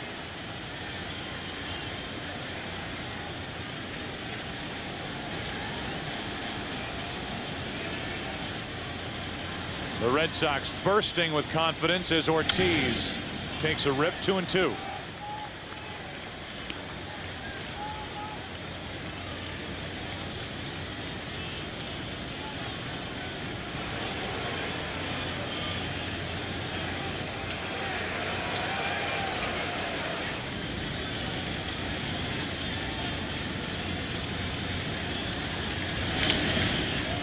Full count. Saw that dugout. It has taken almost literally every active player that Terry Francona has had to use in the postseason to get the Red Sox into the World Series. Even David Roberts with the stolen base in game 4 of the ALCS coming off the bench, making his contribution, scoring the tying run with Mariano Rivera on the mound, and Pedro's been all smiles ever since. 3 balls, 2 strikes on Ortiz.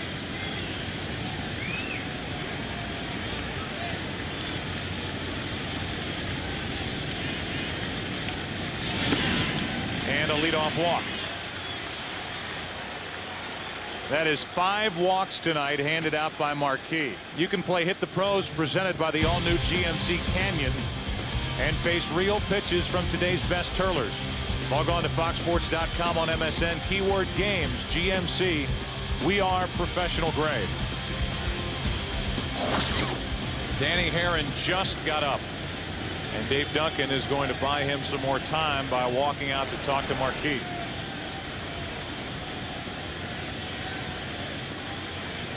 If you look at the starters for the first 4 games, it includes tonight with Jason Marquis, the starting pitching with Woody Williams getting into the 3rd inning, Morris and Suppan into the 5th. Marquis is pitching here in the 5th inning. He has not gone 5 in each of his 2 previous starts this postseason. On the other hand, Kurt Schilling and Pedro Martinez. Schilling working 6 innings. Martinez working 7 innings, and Derek Lowe has pitched 4 scoreless tonight. Here is Varitek. Ball 1 outside.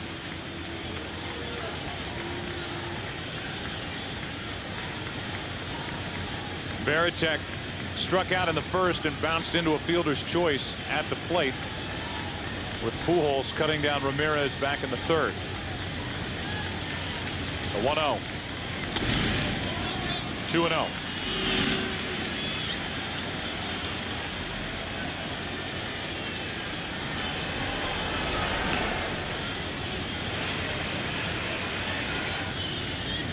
Dan Herron for St. Louis can't get ready fast enough. Marquis in a spot where he has to throw a strike, and he does. 2-1.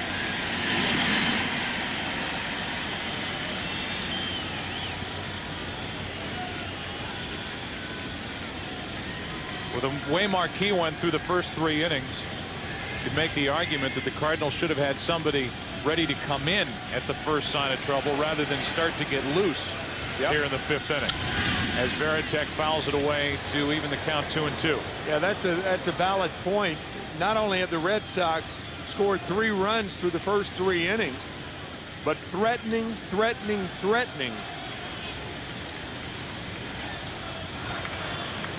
Marquis continuing to fall behind hitters, and he has even the count, fighting back against Varitek. A walk to Ortiz. And a 2-2 pitch coming to Varitek. Got him looking. 3rd strikeout for Marquis. 1 out in the 5th.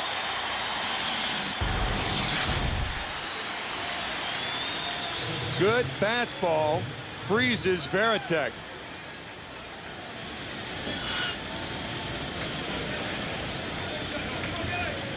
So Varitek will have a seat and Bill Miller will step up. Miller drew a walk with 2 on and 2 out in the 3rd inning. That loaded the bases. Then it was 3-0 on Nixon. Trot Nixon hit a ball off the wall for a 2-run double. Strike 1 to Miller. Yeah, that slope of the mound is supposed to be downhill, not uphill. Tonight it's been uphill for Marquis.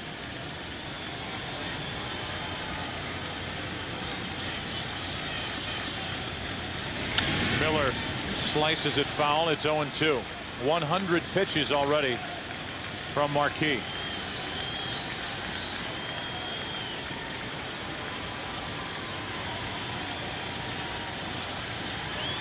Meanwhile, Derek Lowe has thrown 38.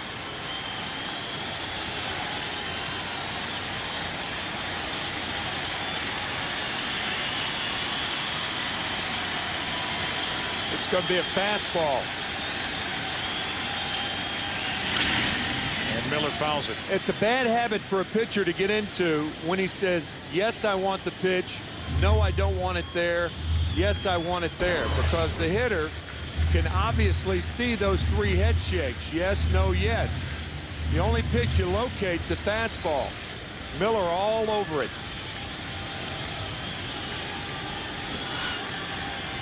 Another 0-2. Breaking ball in the dirt, ball 1.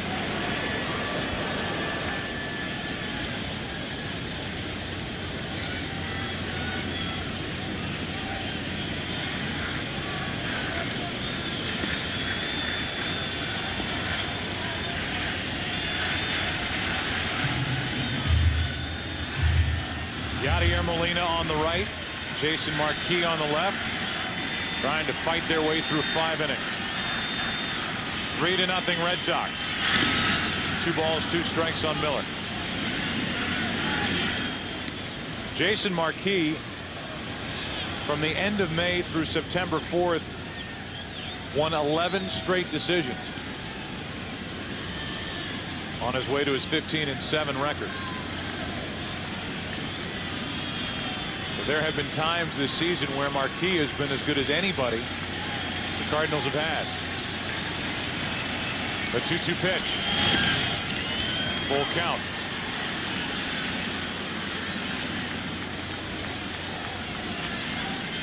Left-handed hitter on deck.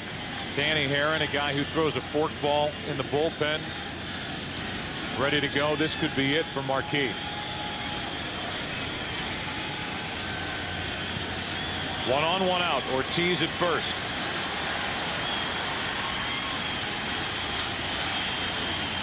He's running. Miller grounds to second, and Womack's only play to first. And the Red Sox stay aggressive.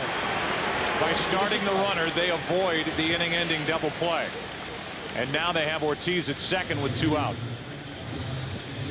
David Ortiz is not a fast runner, but the speed of the runner is not the determining factor whether you send him or not. It's up to the hitter to make contact. Bill Miller does that. Womack had an idea about going to second, but properly threw the ball to first base. And now it's Nixon. Red Sox are doing everything right and the Cardinals are doing nothing.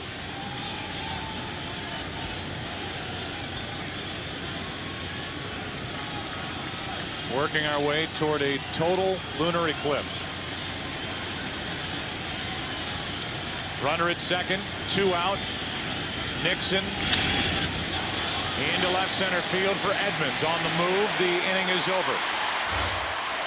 And Jason Marquis is the first Cardinals starter to go 5 innings in this World Series, but the Red Sox lead 3-0. Javi, are you enjoying the new gameplay engine and AI updates in MLB The Show 20? Yeah, man. You know, I invented AI. For real? Robot Coach, come in here. Hello, what can I do for you? PlayStation. Bottom of the 5th inning, and Derek Lowe has picked up where he left off in Game 7 of the ALCS. Pitching on 2 days rest. Lowe went 6 innings, allowed 1 run on 1 hit in that 10-3 clinching win at Yankee Stadium for Boston. First up is Jim Edmonds, who flied out to left back in the 2nd. Bottom of the 5th inning, 3-0 Red Sox. Edmonds lines it at Miller. 1 out.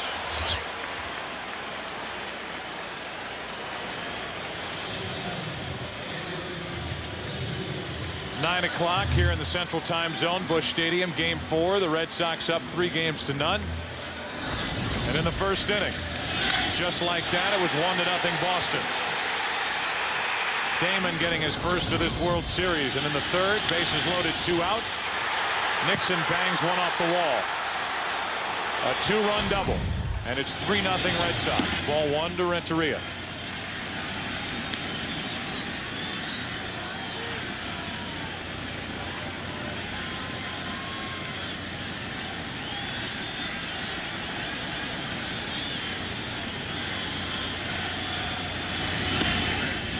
Two 2-0.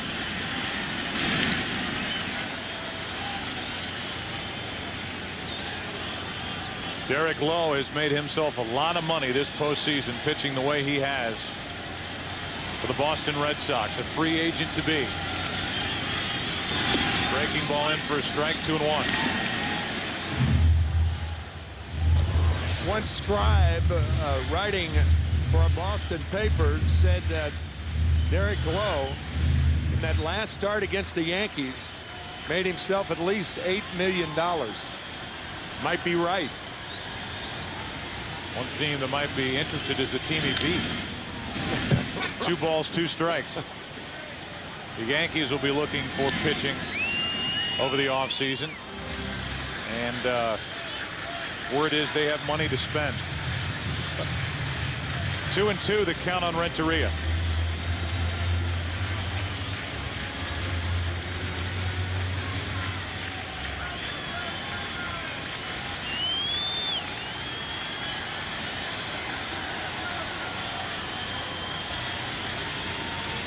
Renteria playing in his 2nd World Series. Takes ball 3 high. Cardinals have not had a base runner since the leadoff hit by Womack in the 1st. 13 straight retired by Lowe.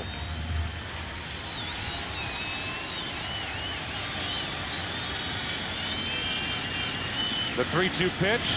Renteria into left center field. That ball's going to get down. Edgar Renteria will make it to second easily as Damon falls down. And it's a 1-out double. A terrific piece of hitting by Renteria, who hits this ball one-handed. Slapped into left center field.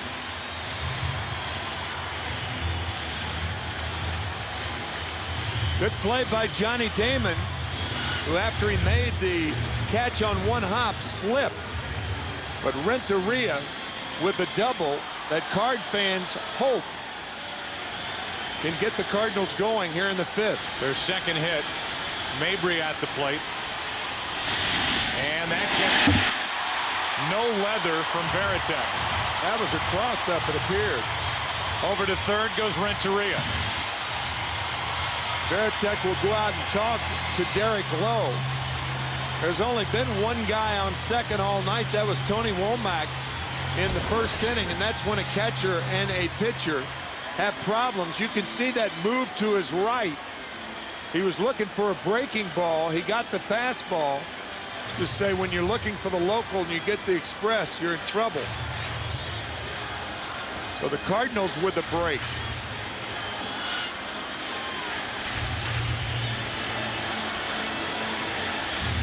Renteria at third, 1 out, 1 ball, no strikes on Mabry.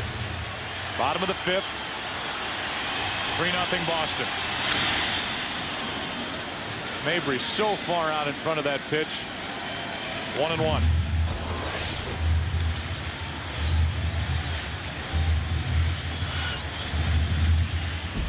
It's what happens when a hitter gets a breaking ball and a fastball count.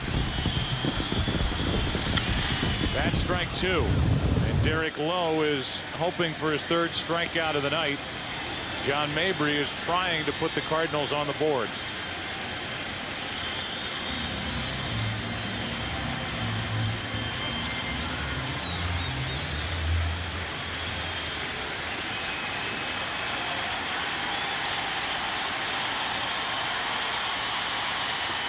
Mabry strikes out, I believe. He's out. Mabry thought he tipped the pitch and stood at home plate. Chuck Merriweather, the home plate umpire, said that the ball did not hit his bat. And Varitek picked up the ball, tagged him for the out. 2 out in the inning, and Tony La Russa is going to come out and argue. Well, the thing was, it didn't appear that Varitek thought the ball tipped the bat either, because when he picked it up, he rather incredulously went over and touched Mabry, thinking that John perhaps should have run. Pitch is outside. Obviously, if he misses the ball, see, you can tell by the reaction of Varitek that he didn't think he tipped the ball. Mabry did, however. And he's a strikeout victim. That's a play where a home plate umpire can't get help on.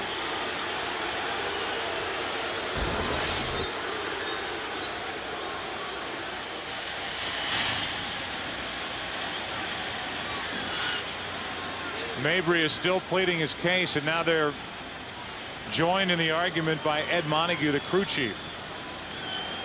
I mean, Montague, though, the third base umpire, is not going to hear what Chuck Merriweather, who was 3 feet away from the foul tip, heard. And it's so imperceptible, you're not going to see something like that.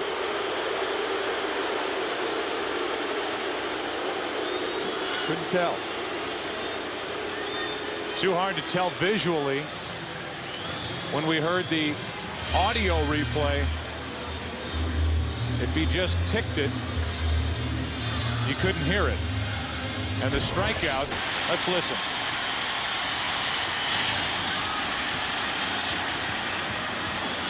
Very tough to tell, but obviously you can hear the ball hit the mitt.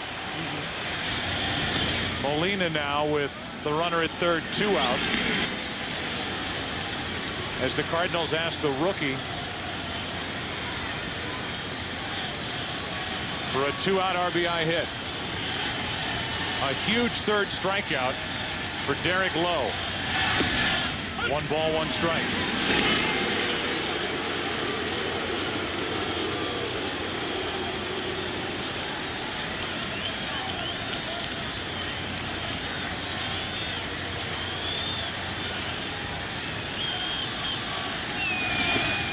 Varitek keeps it at the plate. Good play by the Boston catcher. It's 2-1.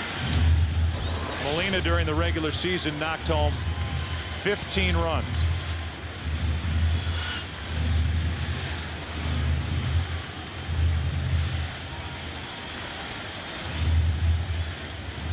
Molina here is either going to add to the frustration for the Cardinals in this 5th or give them a huge lift. Trailing 3-0. Runner at third. 2 out. 2-1 pitch. To the shortstop. Cabrera. inning over. The Cardinals get the double, get the wild pitch, then the strikeout and a ground out. We go to the 6th inning of Game 4. Boston still shutting out St. Louis. It's 3-0. Jason Marquis is pitching here in the 6th inning. And the Red Sox still lead 3-0. Marquis is set to lead off in the bottom of this frame. And he will pitch to Bellhorn, Lowe, and Johnny Damon here in the 6th. Strike 1 to Bellhorn.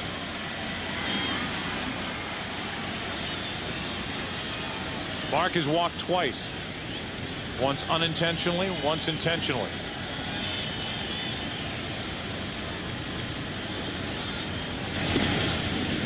One ball, one strike.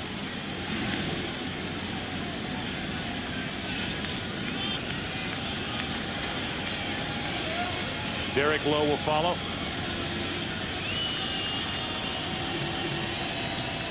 Bellhorn hit 17 home runs during the regular season. He takes a strike. It's 1-2. To his credit, Jason Marquis, pitching against the current, has come back over the last couple of innings. Only one base runner for the Red Sox in the 4th and 5th innings.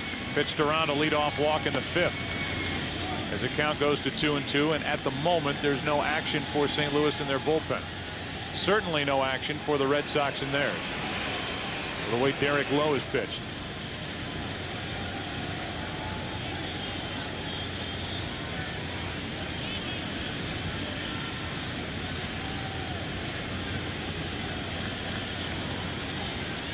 Marquis stopped himself.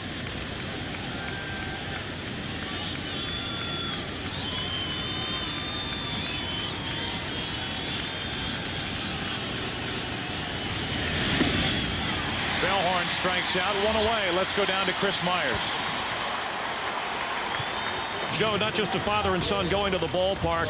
Red Sox fan, we have Ralph and Dave Taylor, teenager and his friend out of school. You guys are missing school for this? Yep, and I'm loving it.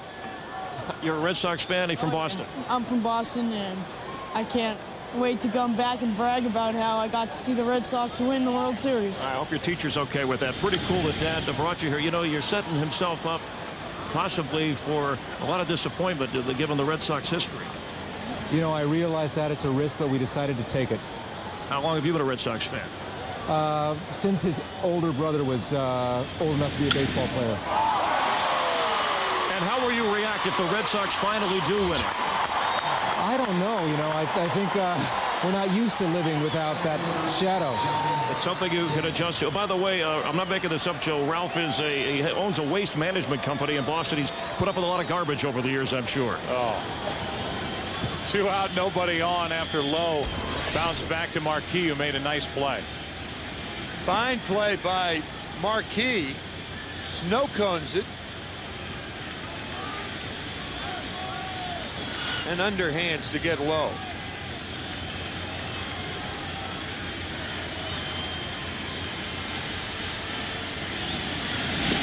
Damon takes a ball.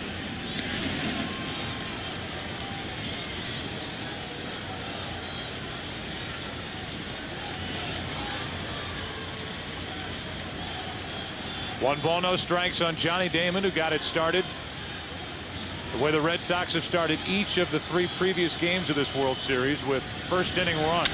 And he lines one into right center field. That ball will go all the way to the wall, and Damon can fly.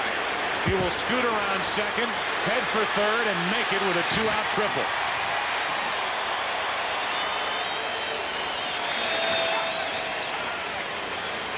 A homer and a triple tonight for Johnny Damon. A fastball on the outer part of the plate that finds a lane in the outfield. And Damon makes it to third.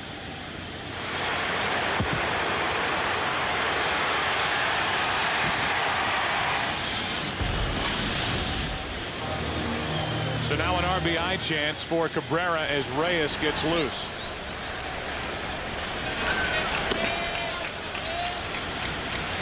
Big run sitting over there for Boston.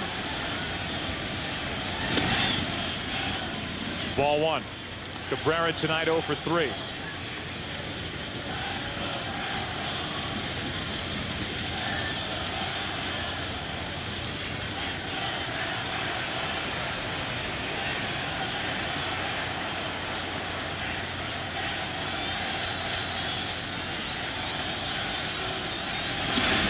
Kempner of the New York Times is keeping this statistic, and it is amazing. Against Cardinals starting pitching, the Boston Red Sox have swung and missed a pitch 16 times in 366 pitches. Man. So that's with foul balls, putting the ball in play. Only 16 times, 366 pitches have the Red Sox swung and missed a pitch against the Cardinal starters. 2-0 is the count here on Cabrera.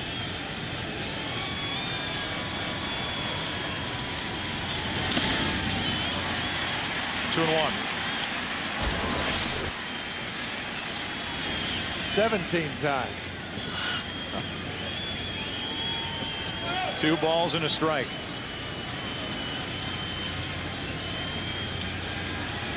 Cabrera with his 10-game hitting streak on the line. That ball came back over the outside part, 2-2. Well, the point of that whole thing is that the Cardinals just do not have the power to combat the Red Sox. They may be effective, but it won't be with power.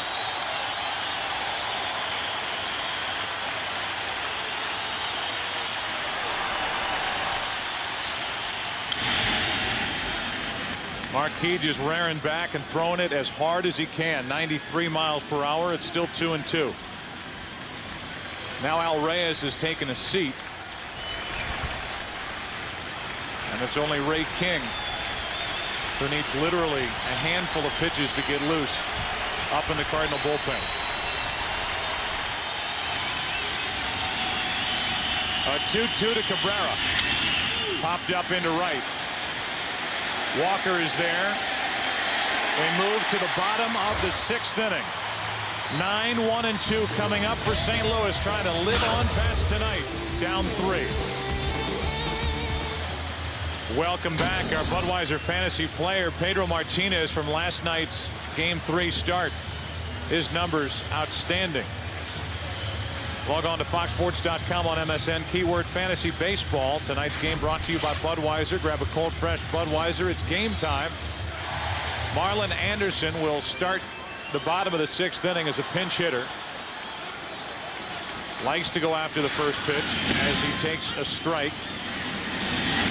And that's what Derek Lowe has done all night. He has not walked a hitter. He struck out 3 and allowed no runs on just 2 hits. And the bunt, easy play for Lowe. 1 out.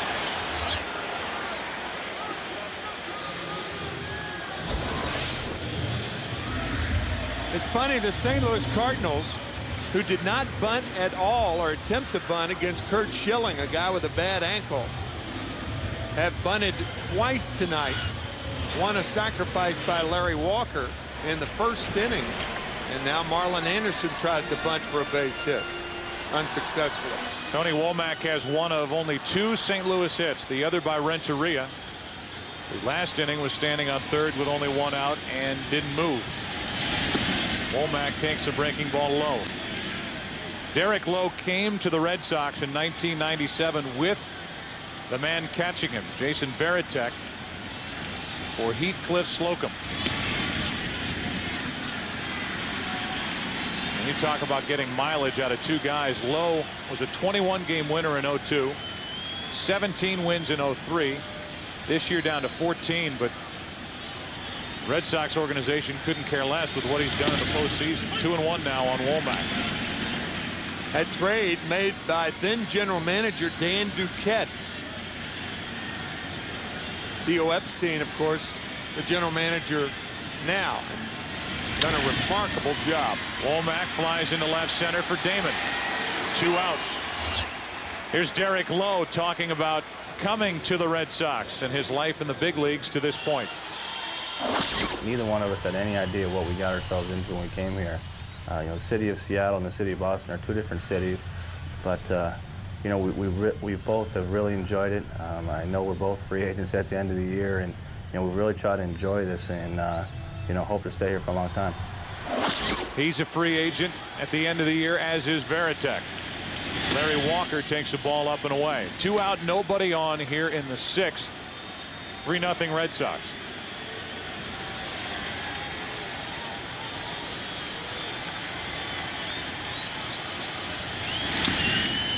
One ball, one strike. Again, after a leadoff hit in the first inning by Womack, Walker bunted Womack down to second. So he took the bat out of his own hands, and then Pujols grounded out. Roland did the same. The Red Sox carried that 1-0 lead. Now it's 3-0. And the count goes to 2-1 on Walker. Commissioner Bud Selig is here, enjoying Game 4. That's wide, 3-1. The Cardinals need for something dramatic to happen in a hurry. They have only 10 more outs in regulation with which to work. A 2-out walk brings Pujols to the plate. Who else would these Cardinal fans want to come up needing something to happen in a hurry? 1 on, 2 out.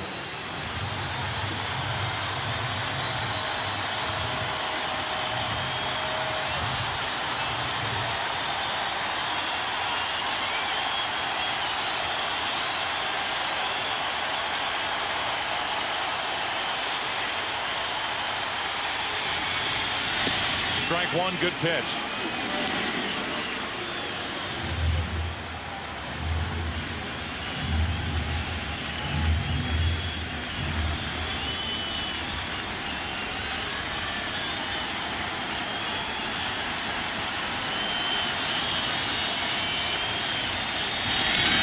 Oh, and 2.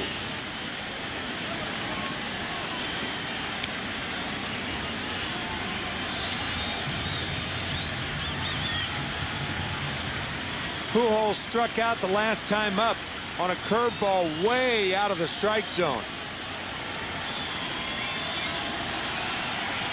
I would look for Varitek and Lowe to try to do that again.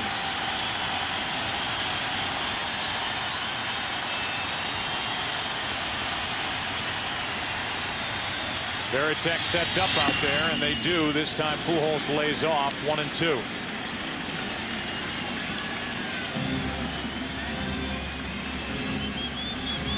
And now Lowe wants to talk about the strategy with Pujols up.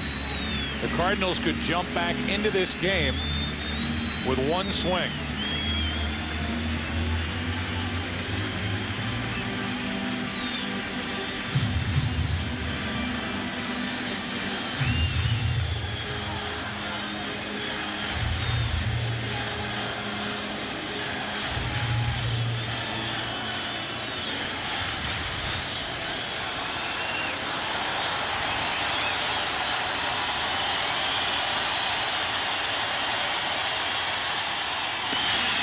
Two and 2.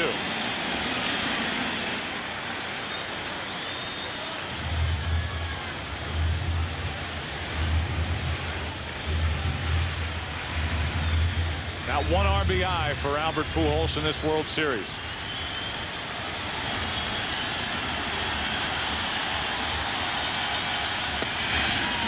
Three and 2. Lowe reacting with that pitch.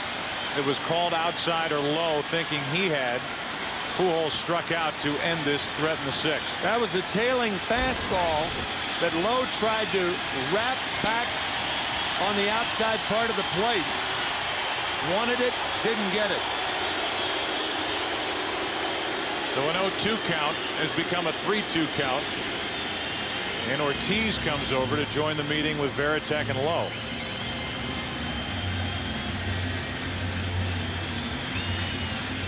And it's Ortiz with the last words before going over to presumably play behind the runner.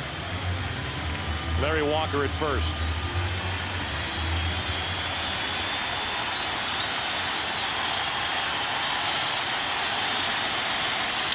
Pujols pops it up into shallow center. Out goes Bellhorn, the second baseman. Derek Lowe has pitched 6 shutout innings, and he just took care of Albert Pujols in a key spot after the 2-out walk. Still 3-0. The Red Sox on top. 7th inning now. Back after this from your local Fox station. We're into the 7th inning now. 3-0. The Boston Red Sox are on top, and I think it's easy with all the drama around Curt Schilling and the start last night by Pedro Martinez to overlook what Derek Lowe has done, and considering what he did against the Yankees, really in 2 starts, but predominantly in that Game 7 start, and what he's doing tonight. He is as big a reason why the Red Sox are this close to a World Series title. In 3 starts, he's worked 18 innings, 17 2/3 actually. He's given up 2 runs.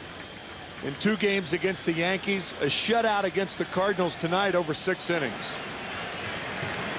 Dan Herron takes over. Here in the 7th inning, and Manny Ramirez first up takes a strike from Herron.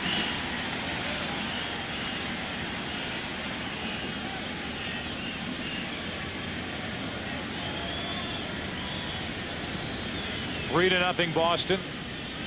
Ramirez is walked, singled, flied out. 1 ball, 1 strike. Hard to believe Derek Lowe was in the bullpen the first 2 games of the American League Championship Series. He was the pitcher of record in the clincher against the Anaheim Angels when Ortiz hit the 10th inning home run. 2 balls and a strike now on Manny Ramirez. He made the Game 4 start, kept his team in the game, and then made the Game 7 start, and now tonight the Red Sox try to sweep. Here's a 2-1 to Ramirez. 2-2. You talk about the power in the Cardinal rotation. Danny Herron is the one guy coming out of the bullpen that has that power type stuff with a fastball and splitter that can get swings and misses. Yeah, Danny Herring and Jason Isringhausen, they're 2 power guys. Here's a 2-2. Ramirez went, 1 out.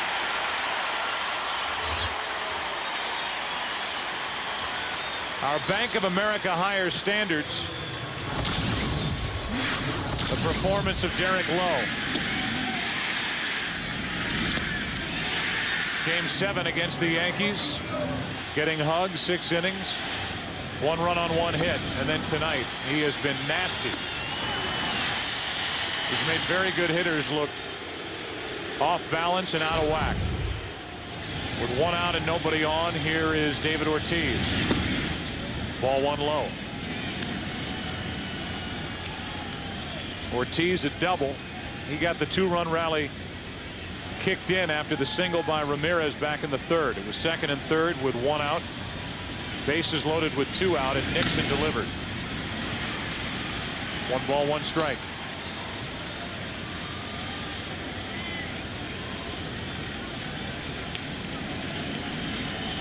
Cardinals in the 7th inning will have Rolen, Edmonds, and Renteria.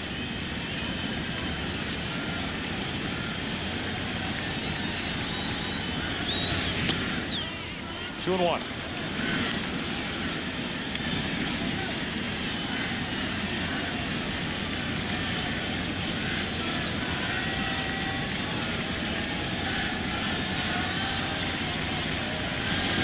Ortiz grounds to first for Pujols.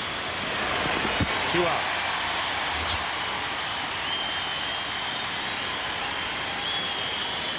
There were some after the NLCS with the way Dan Herron pitched out of the bullpen and the way some of the Cardinal starters performed in that series. They thought Danny Herron had earned a start. And looking back on Jason Marquis' night, he really struggled through the first 3 innings, persevered. Ended up going 6 innings, allowing 3 runs on 6 hits, but he did walk 5, 1 intentionally. And while he was pretty good. So far, Derek Lowe has been great. Ball one down and into Varitek.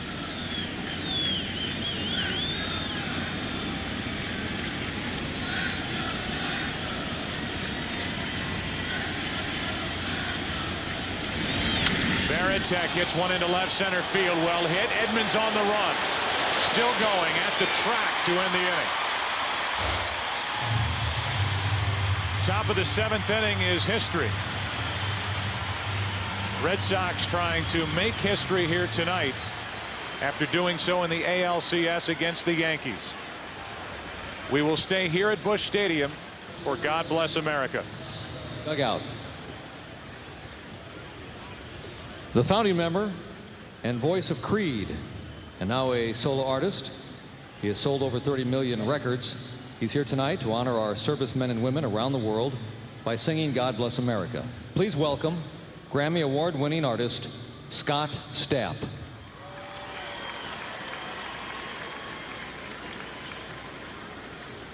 God bless America, land that I love. Stand beside her and guide her through the night with the light from above. From the mountains to the prairies to the oceans white with foam. God bless America, my home, sweet home.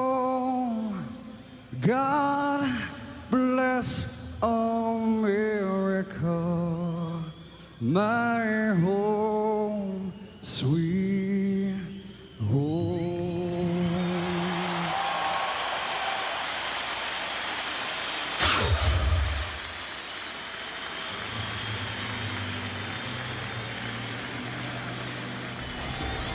The St. Louis Cardinals have 9 outs left with which to work. Facing Derek Lowe, Doug Mientkiewicz takes over at first base for David Ortiz as Terry Francona improves the defense. And Scott Rowland is first up, still hitless in this World Series. 0 for 2 tonight, 3-0 Boston.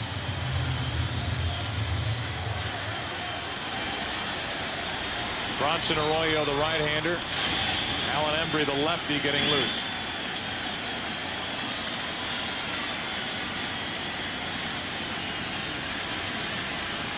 Rowland is grounded out to the pitcher and fouled out. 1 ball, 1 strike. Normally, for a team that led the National League in runs scored, overcoming a 3-run deficit in the last 3 innings, not that big a deal. But it is now with the way Lowe has been working and with the fresh arms that the Red Sox have in their bullpen.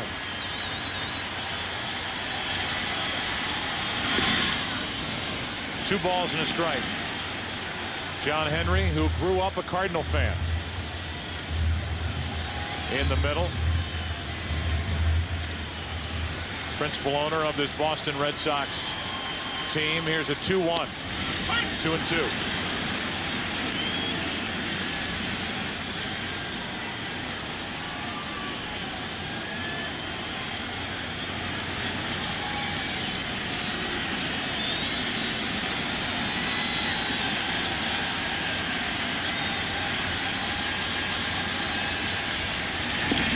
Rowland checked his swing. It's a full count. He almost went, but not quite.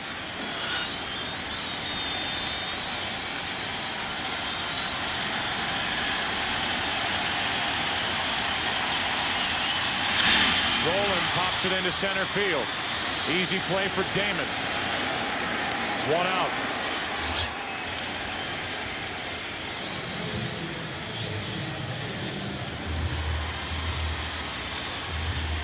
Here's Jim Edmonds.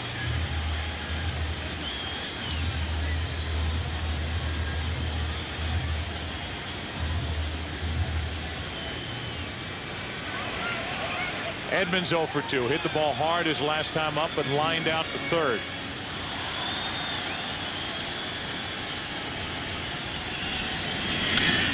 Into center field. Damon coming on. 2 out.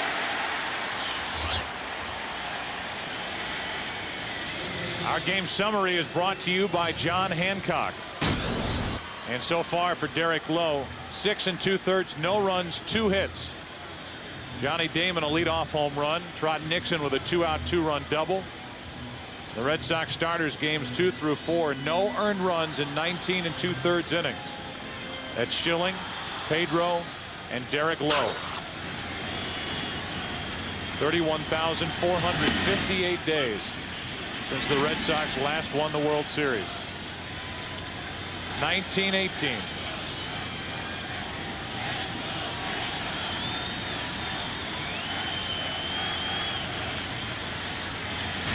One ball, 1 strike on Renteria.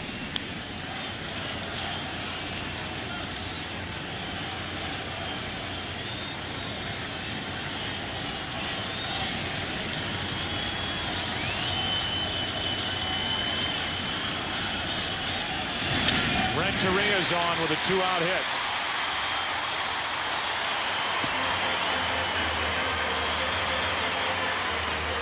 It has been 86 years since 1918, the last time the Red Sox won the World Series. Vitamin C, penicillin, and polio vaccine not yet discovered. U.S. population 106 million. It's 281 now. Average life expectancy 54 years. 77 now. Women did not have the right to vote, and the NFL and the NBA did not exist. As Mabry grounds that one foul.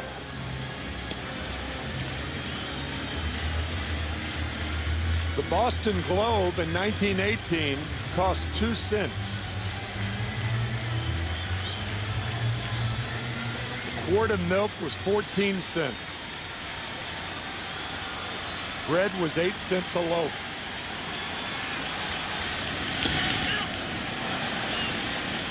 No balls, 2 strikes. The Great Depression was 11 years away. And for our younger viewers, kids, there was no reality TV back then. No TV of any kind. That's right, but no reality TV. 1 on, 2 out, no balls, 2 strikes on Mabry. Yeah, the reality was there was no TV. That's right. 1 ball, 2 strikes on John Mabry.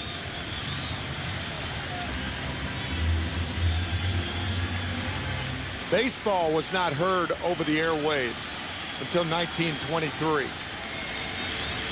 Renteria stealing as Mabry strikes out, and the inning is over. We go to the 8th inning. Are the kids staying up in New England? You bet. Moms and dads not worrying about school tomorrow right now. The Red Sox 1 win away from a World Series victory. Bill Miller leads it off and takes a strike on the outside corner from Dan Herron. 8th inning underway. Miller, Nixon, and Bellhorn for the Red Sox, who lead this series 3-0 and this game 3-0 since the 3rd inning. 1 ball, 1 strike. A run in the 1st and the home run by Damon. 2 runs in the 3rd inning on the 2-out 2-run double by Trot Nixon, and that is it. As Isringhausen, the closer for the Cardinals, who has not appeared in this World Series, gets loose. Miller lines a base hit into right field. And Bill is on to start the 8th inning. On for the 2nd time tonight. Come on, Bill. Right field. Between innings, after Derek Lowe got out of the bottom of the 7th, Pedro Martinez with a big bear hug for Derek Lowe. 2 guys who could potentially be elsewhere next year.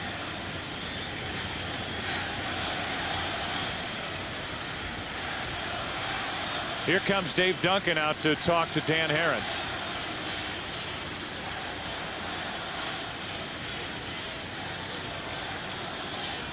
You look back at the heartache for the Boston Red Sox. 1946 World Series Game 7 in the Mad Dash. Enos Slaughter scoring all the way from first with Johnny Pesky, the relay man. 1978, the one-game playoff and the Bucky Dent home run over the Green Monster of Mike Torres. Nixon rips one down toward the right field corner. Miller will dig for third. Dale Swaim will hold Miller at third, and it's second and third, nobody out.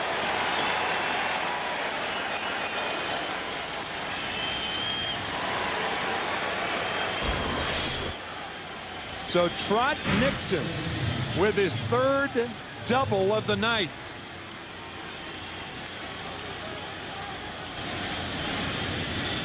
If the Cardinals do make a pitching change, it would have to be a double switch because the pitcher is hit batting second in the bottom of the 8th inning. So it will probably be Reggie Sanders in left field and Jason Isringhausen coming in the game, with Sanders batting in the 9-hole. Trot Nixon is relieved for a pinch runner. Gabe Kapler comes in. Isringhausen is coming in. Sanders coming in the double switch. 8th inning, and the Red Sox looking to add some more. One of the only things that's gone wrong for the Red Sox since October 17th, the misfire on the high five from Kapler coming in to run for Trot Nixon. October 17th, the night of that 19-8 Game 3 drubbing by the Yankees in the ALCS. Since then, the Red Sox have won 7 straight, and if they make it 8 tonight, they'll win the World Series as Isringhausen takes over second and third, nobody out, Bellhorn up, infield in.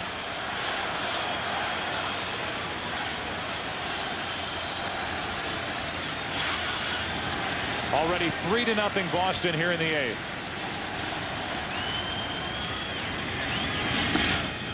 Ball 1.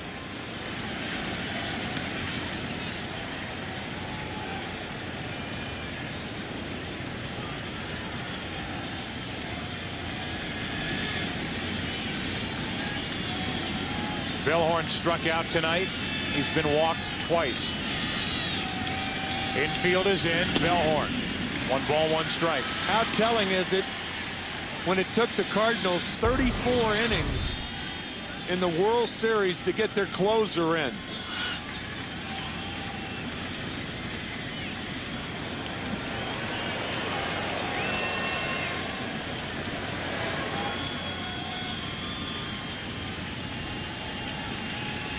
Bellhorn trying to put the ball in play.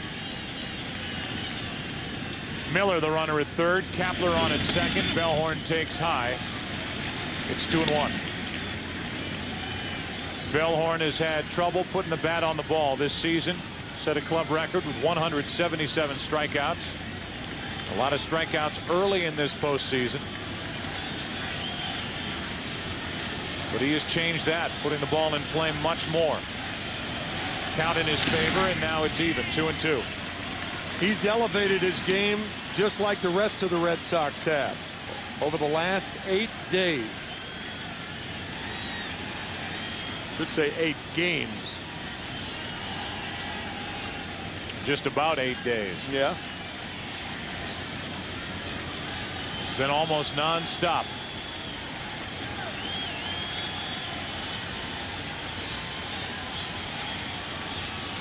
Isringhausen's 2-2 pitch to Bellhorn. Wouldn't go after it. Full count.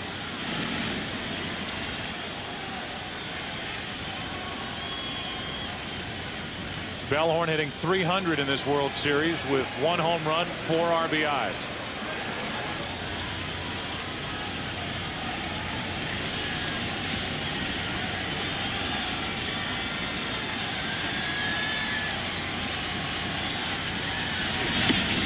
That'll load the bases.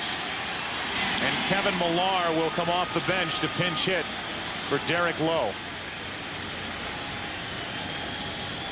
And Pokey Reese will come out of the dugout and run for Bellhorn, stay in the game, and play second base.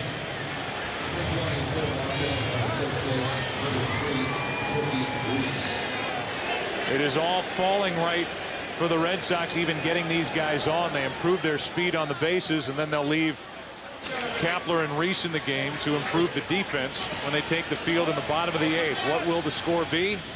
Right now, that's up to Millar and Isringhausen. Well, the Cardinals forced to play their infield in. Any ground ball on the infield, they're coming home.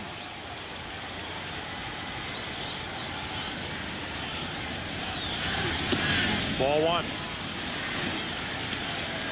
Derek Lowe, 7 innings, no runs, 3 hits, a walk, and 4 strikeouts.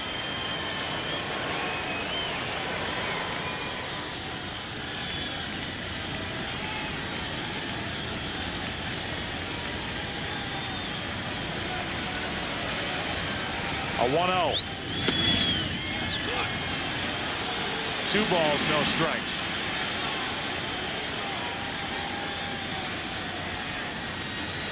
If Derek Lowe gets a decision, he will have won all 3 clinchers for the Red Sox. The win over Anaheim, Game 7 at Yankee Stadium, trying to win tonight. 2-0 pitch.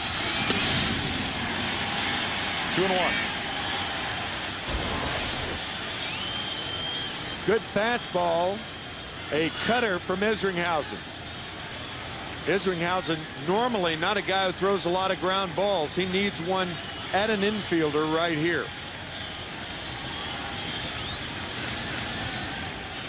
On 2-1, bases loaded, nobody out. Millar, big rip, fouls it back.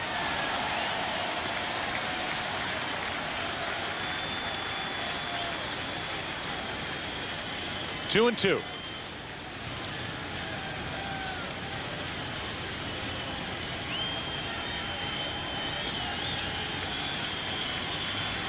Isringhausen needs a strikeout.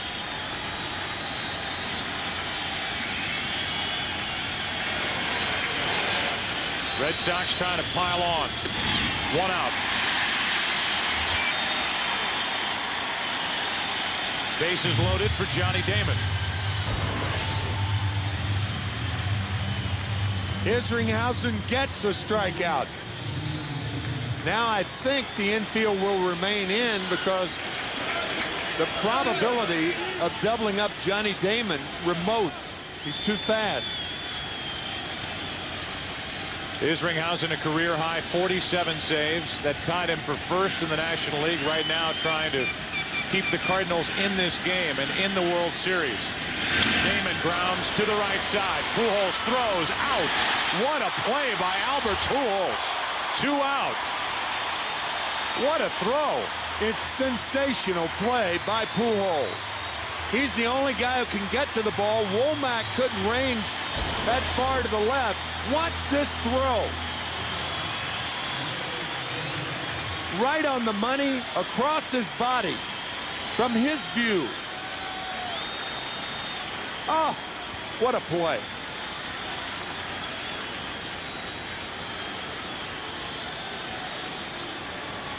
That is twice tonight Pujols has thrown out a runner at the plate, this time a force out.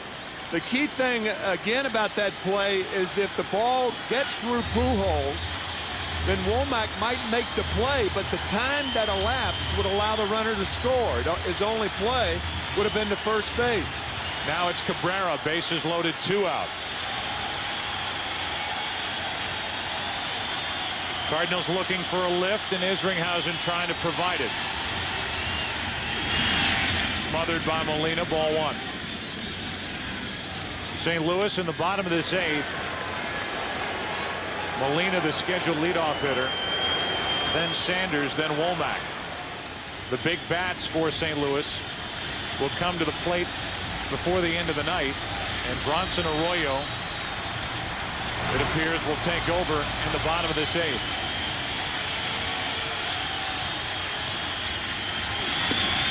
Two 2-0 on Cabrera.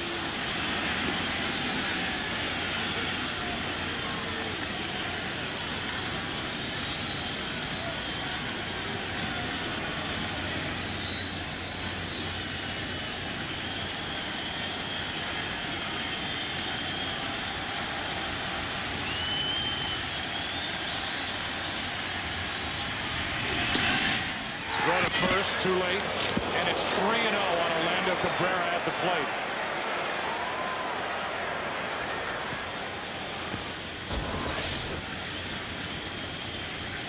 Pujols trying to go behind Johnny Damon, but in the process, Isringhausen falls way behind Cabrera. He may take 2 fastballs. On 3-0, 3-1.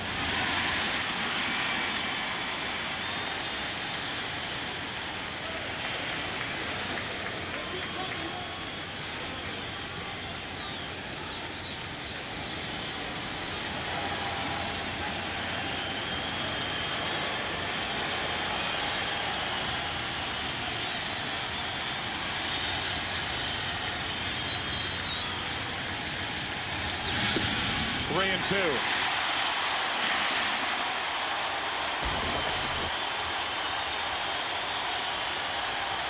Taking all the way.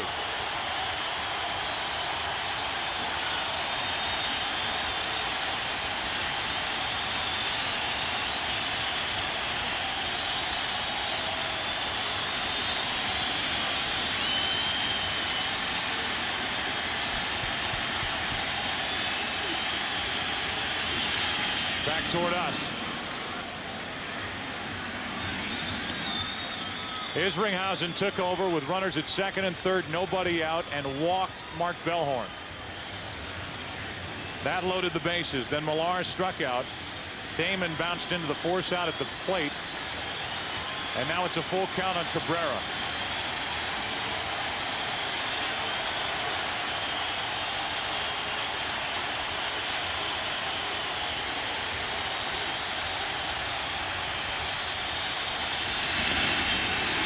Cabrera up there battling.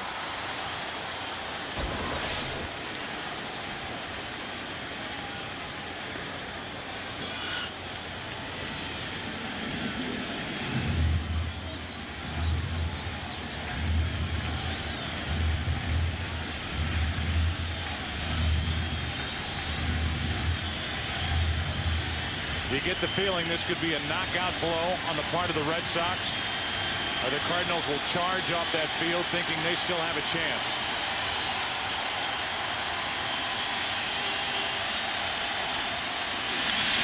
Good at bat by Cabrera. He has had 3 solid swings after running the count to 3-2.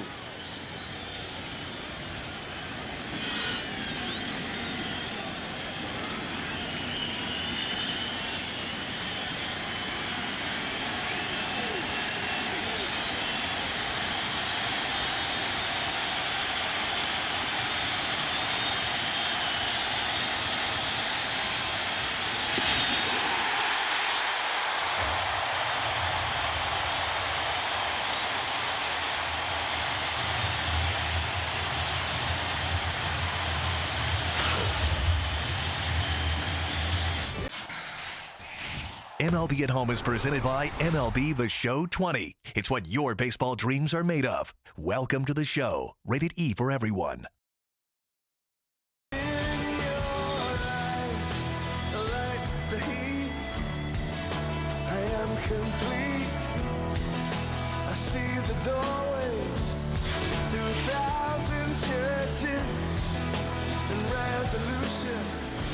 Bottom of the 8th inning, Pokey Reese is in the game at second. Gabe Kapler is in right field. And the new pitcher is Bronson Arroyo.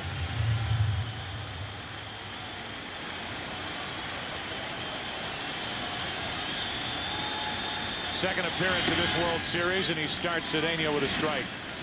Cedeno batting for Molina with Reggie Sanders on deck, and then Womack.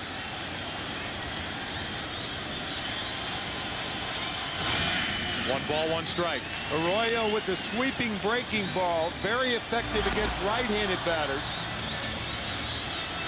The left-hander Embry, the right-hander Mike Timlin. Cedeno in the hole, 1-2.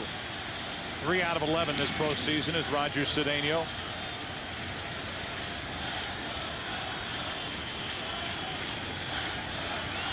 Terry Francona showed a lot of confidence in Bronson Arroyo in the ALCS. Pitched him in Game 1 of this World Series. Now back, leading 3-0 in the 8th inning of Game 4. And that caught the home plate umpire, Chuck Merriweather.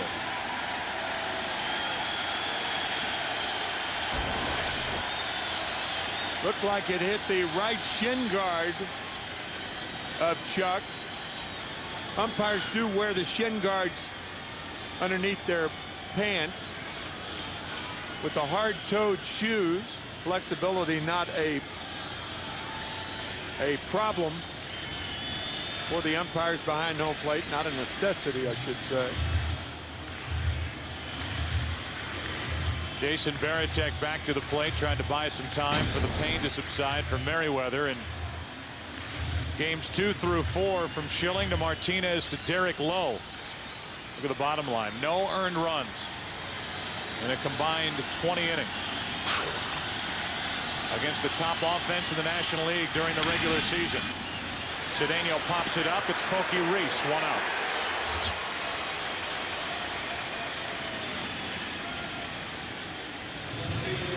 So the leadoff man is gone for St. Louis, and Reggie Sanders trots to the plate.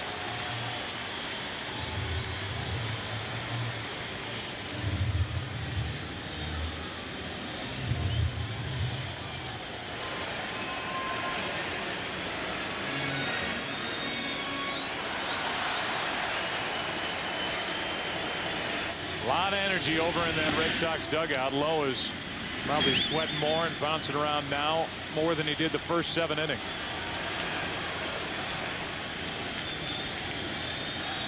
One ball, no strikes on Sanders. Foul. 1-1.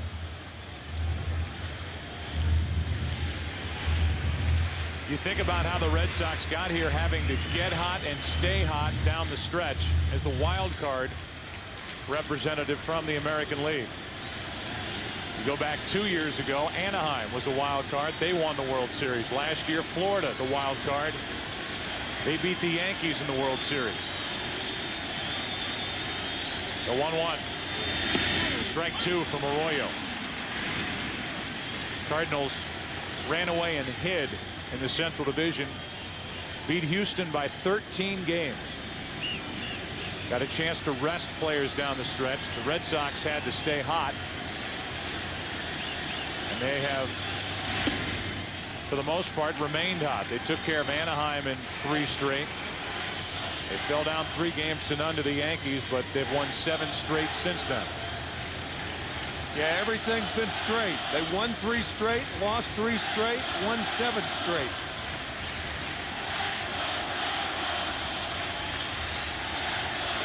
A 2-2 pitch. Ball 3 to Reggie Sanders. The next spot in the Cardinal lineup is Womack, the left-handed leadoff hitter, then the lefty Walker. The left-hander Mabry is ready in the Red Sox bullpen if they want to go that way. Depends on what Sanders does. He walks.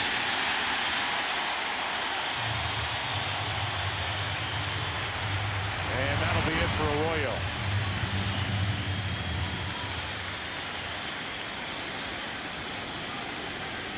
We'll take a break. Mabry, the lefty, is coming out of the pen. Womack and Walker coming up. Alan Mabry is the 3rd pitcher of the night. Lowe went 7. Arroyo 1/3 of an inning. And now as he looks in, Mabry does, to the home plate area, he sees Hector Luna digging his way in instead of Tony Womack. So Tony La Russa goes to the right-handed hitting Luna. A Rule 5 draft pickup from the Indians organization. And Womack, the experienced postseason player, is out. Interesting move. 1 on, 1 out.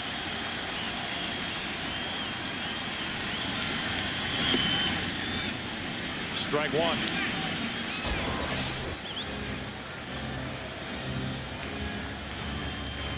Cardinals here in Game 4 of the World Series, trying to do what the Red Sox did to the Yankees in Game 4 of the American League Championship Series.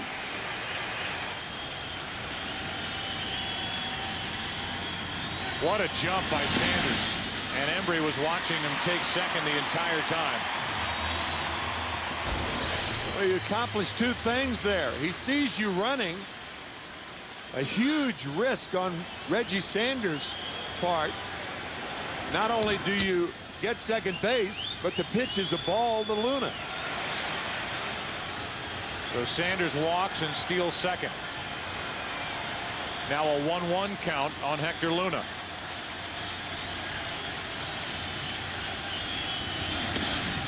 Two balls and a strike.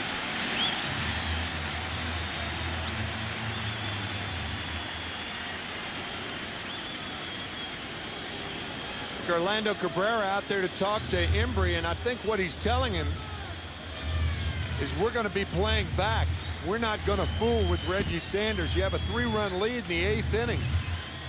If he's thinking about stealing third, we're not going to be close, and you can see Pokey Reese backing way off at second base. Same with Cabrera.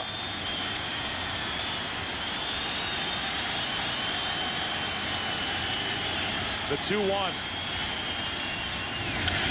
2-2. Here's a guy, Hector Luna, who's 24 years old. Never played higher than Double-A baseball. Last year was at Akron, hit .297. This year with the Cardinals in part-time duty, hit .249. Started only 37 games all year, and he's up one of the most important at-bats in 2004 for Tony La Russa.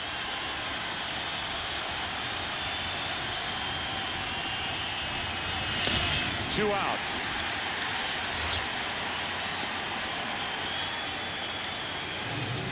And Larry Walker will be the hitter, and Tony La Russa, I'm sure, will be asked about the decision to lift Womack with all of his postseason experience, even with a left-hander on the mound in Alan Mabry.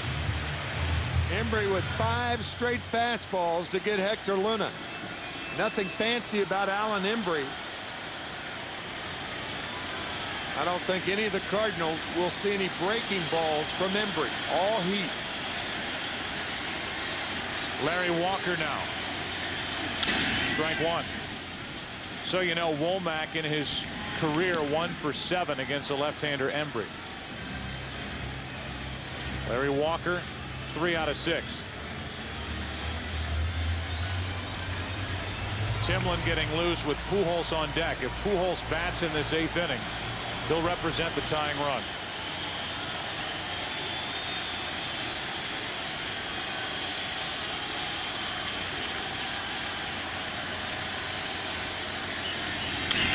Walker fights it off, pops it up. Cabrera, 8 innings complete.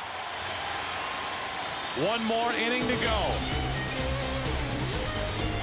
Red Sox leading 3-0. Javi, are you enjoying the new gameplay engine and AI updates in MLB The Show 20? Yeah, man. You know, I invented AI. For real? Robot Coach, come in here. Hello, what can I do for you? PlayStation. Larry Walker popping this one up to end the 8th inning.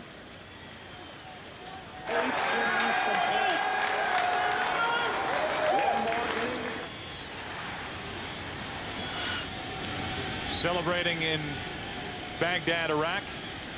The Red Sox fans there. And Manny Ramirez digs his way in to start the 9th.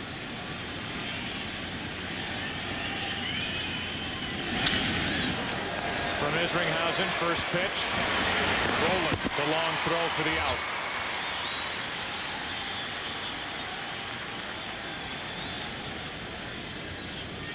Base is empty for Doug Minkiewicz, who came in as a defensive replacement for Ortiz in the 7th.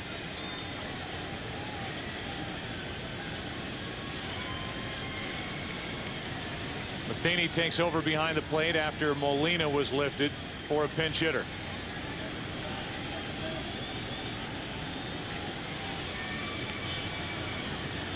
Dan Shaughnessy of the Boston Globe wrote a piece Markievicz takes the ball from Isringhausen.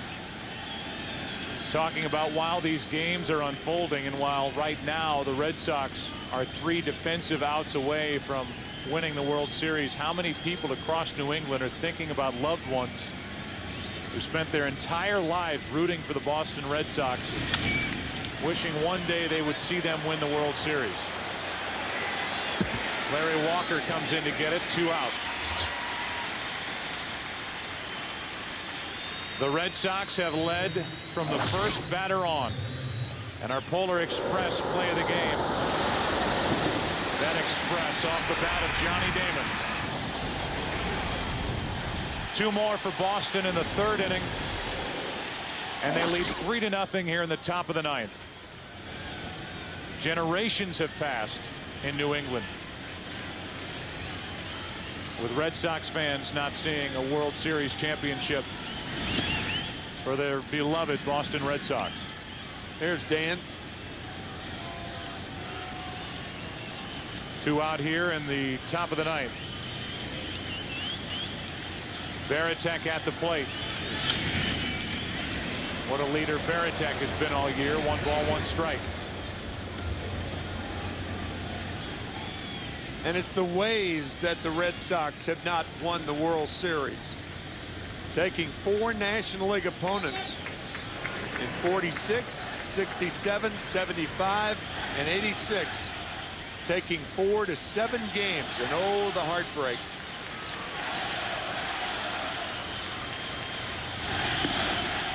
Varitek takes a breaking ball for strike 2.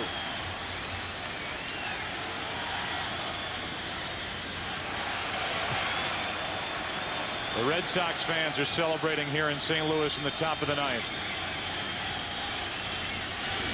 As Varitek takes ball 2. I've already shown you the Bucky Dent home run in that 1-game playoff against the Yankees in '78. The 1946 World Series. The mad dash in the 8th inning by Enos Slaughter. Here's a 2-2.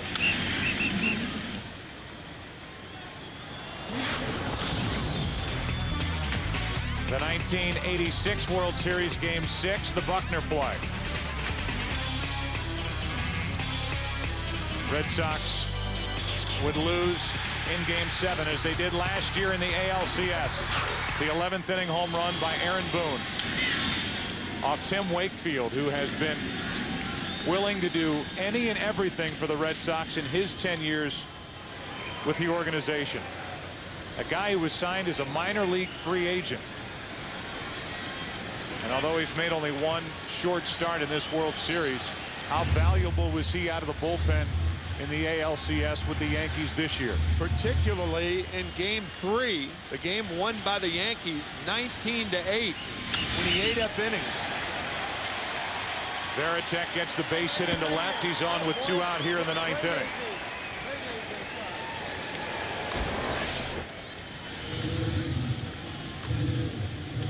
It was December of 1919, after that 1918 World Series victory, that Harry Frazee sold Babe Ruth to the Yankees. But Ruth wasn't the only one to go. Pennock went, Wade Hoyt, Carl Mays, and then the next year Ed Barrow went from the Boston Red Sox organization to the Yankees. And it was with Barrow running that organization that the Yankees built those great teams in the early 1920s. The Red Sox have not won the World Series for 86 years. They lead 3-0, up 3 games to nothing here in Game 4. And that will send Game 4 into the bottom of the 9th inning. Last chance for the Cardinals, trying to do something against the Red Sox pitching. Bottom of the 9th inning. Part of the order coming up for St. Louis. 3-0 Boston. Albert Pujols is getting set to lead off the bottom of the 9th inning. 3-0 Boston. Here is the Gillette Mach 3 Power home run hitter, Albert Pujols. This postseason, 6 home runs, 4 in the NLCS, where he was the most valuable player. But against Red Sox pitching in this World Series to this point, he is 4 out of 14 without an RBI. And Keith Foulke comes in to try and close it.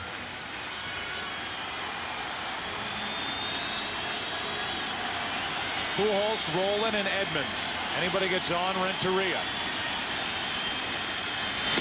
Strike one from Foulke.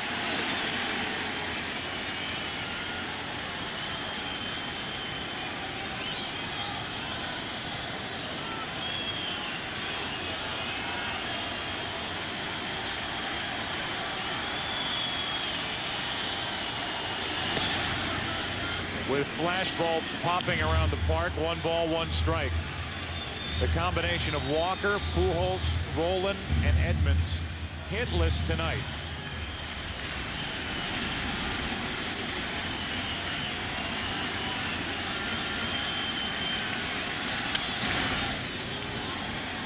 That's strike 2. And the 3, 4, and 5 hitters for St. Louis, Pujols, Rolen, and Edmonds, a combined 119 average with 1 RBI and 3 runs scored.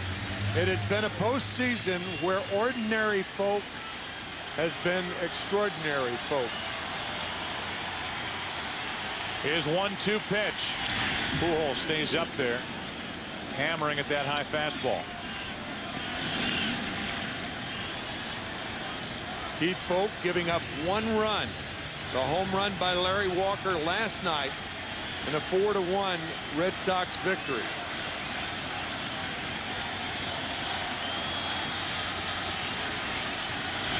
Pujols gets it started with a hit. Right through the legs of Foulke. Is that the start the Cardinals need? They need 1 more base runner to have a chance in the 9th. With Edmonds on deck and Rolen, who is hitless in the World Series, at the plate right now.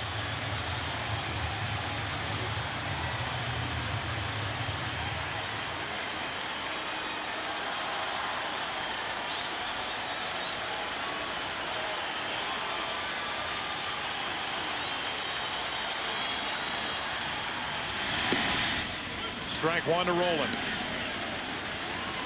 There was an at-bat between Rolen and Foulke in game 1. Cardinals had tied the game 9-9. Rolen with the bases loaded and 1 out went after the first pitch and popped up. He's in the hole here, 0-2. The Cardinals would not score again in game 1. Bellhorn hit the 2-run home run in the 8th inning and won it 11-9.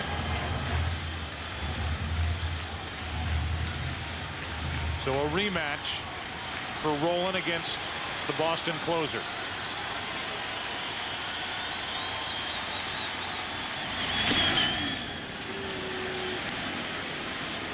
Ball 1.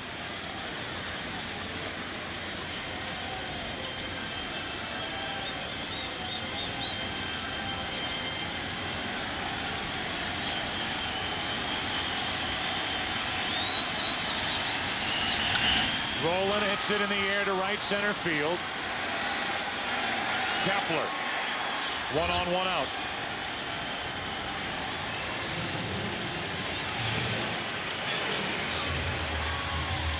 Foulke will battle with Jim Edmonds, who he has struck out twice in this World Series.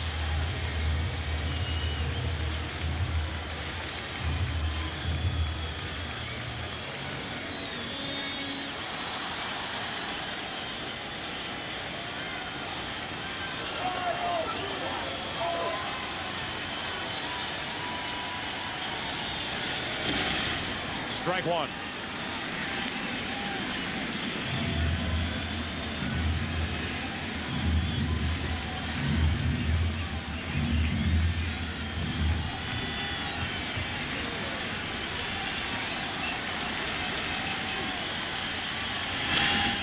With Pujols taking second, Edmonds fouls it away 0-2. John Henry, the principal owner, Tom Werner, the chairman, seated next to each other in the stands here in St. Louis.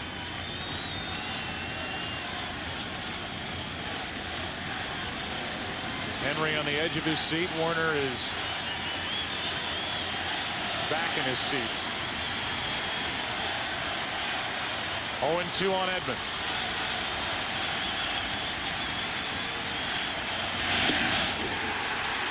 Two down. The Red Sox are 1 out away.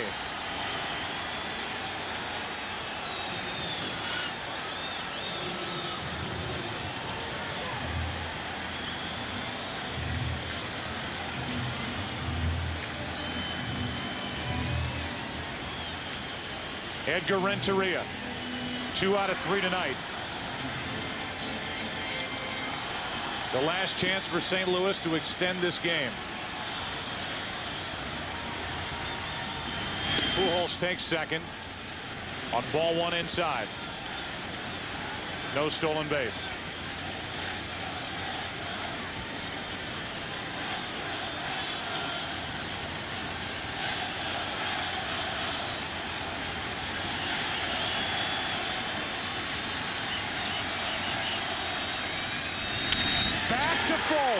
Red Sox fans have longed to hear it.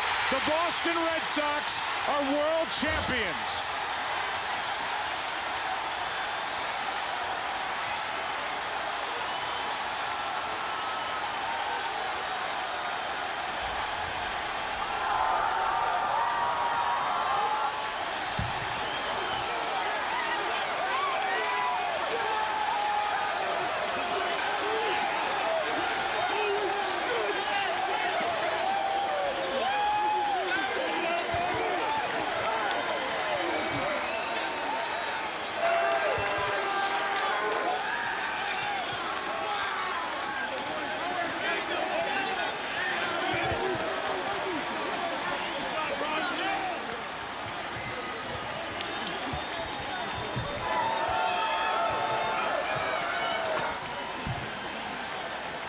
It has been 86 years.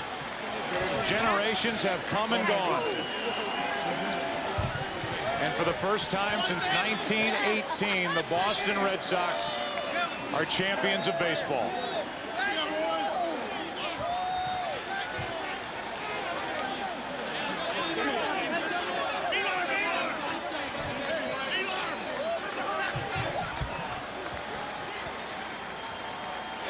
A clean sweep of the St. Louis Cardinals.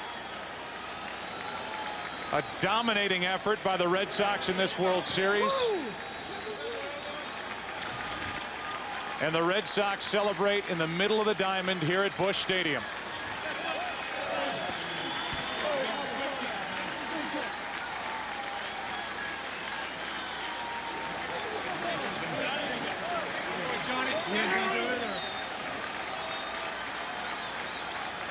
We welcome you to the Bank of America postgame show.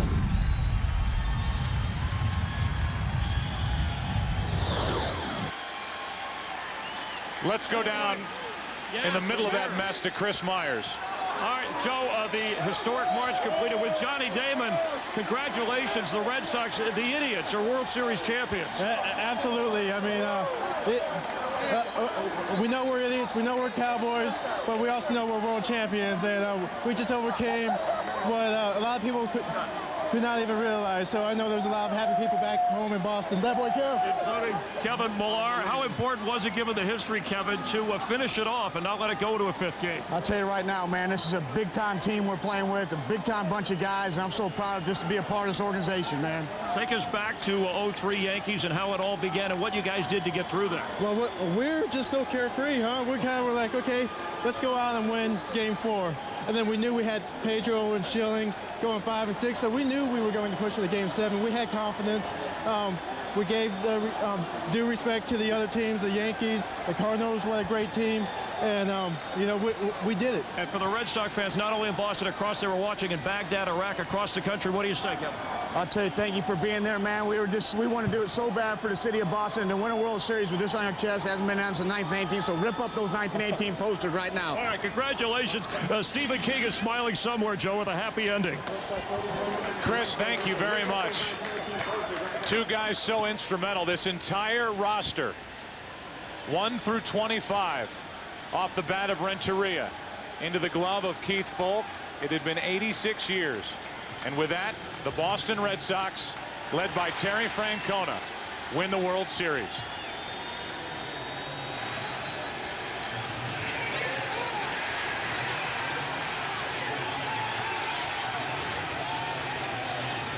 Touching off a celebration here in St. Louis, throughout New England, and for Red Sox fans around the world. The Red Sox win the World Series, win Game 4 tonight, 3-0. More in a moment.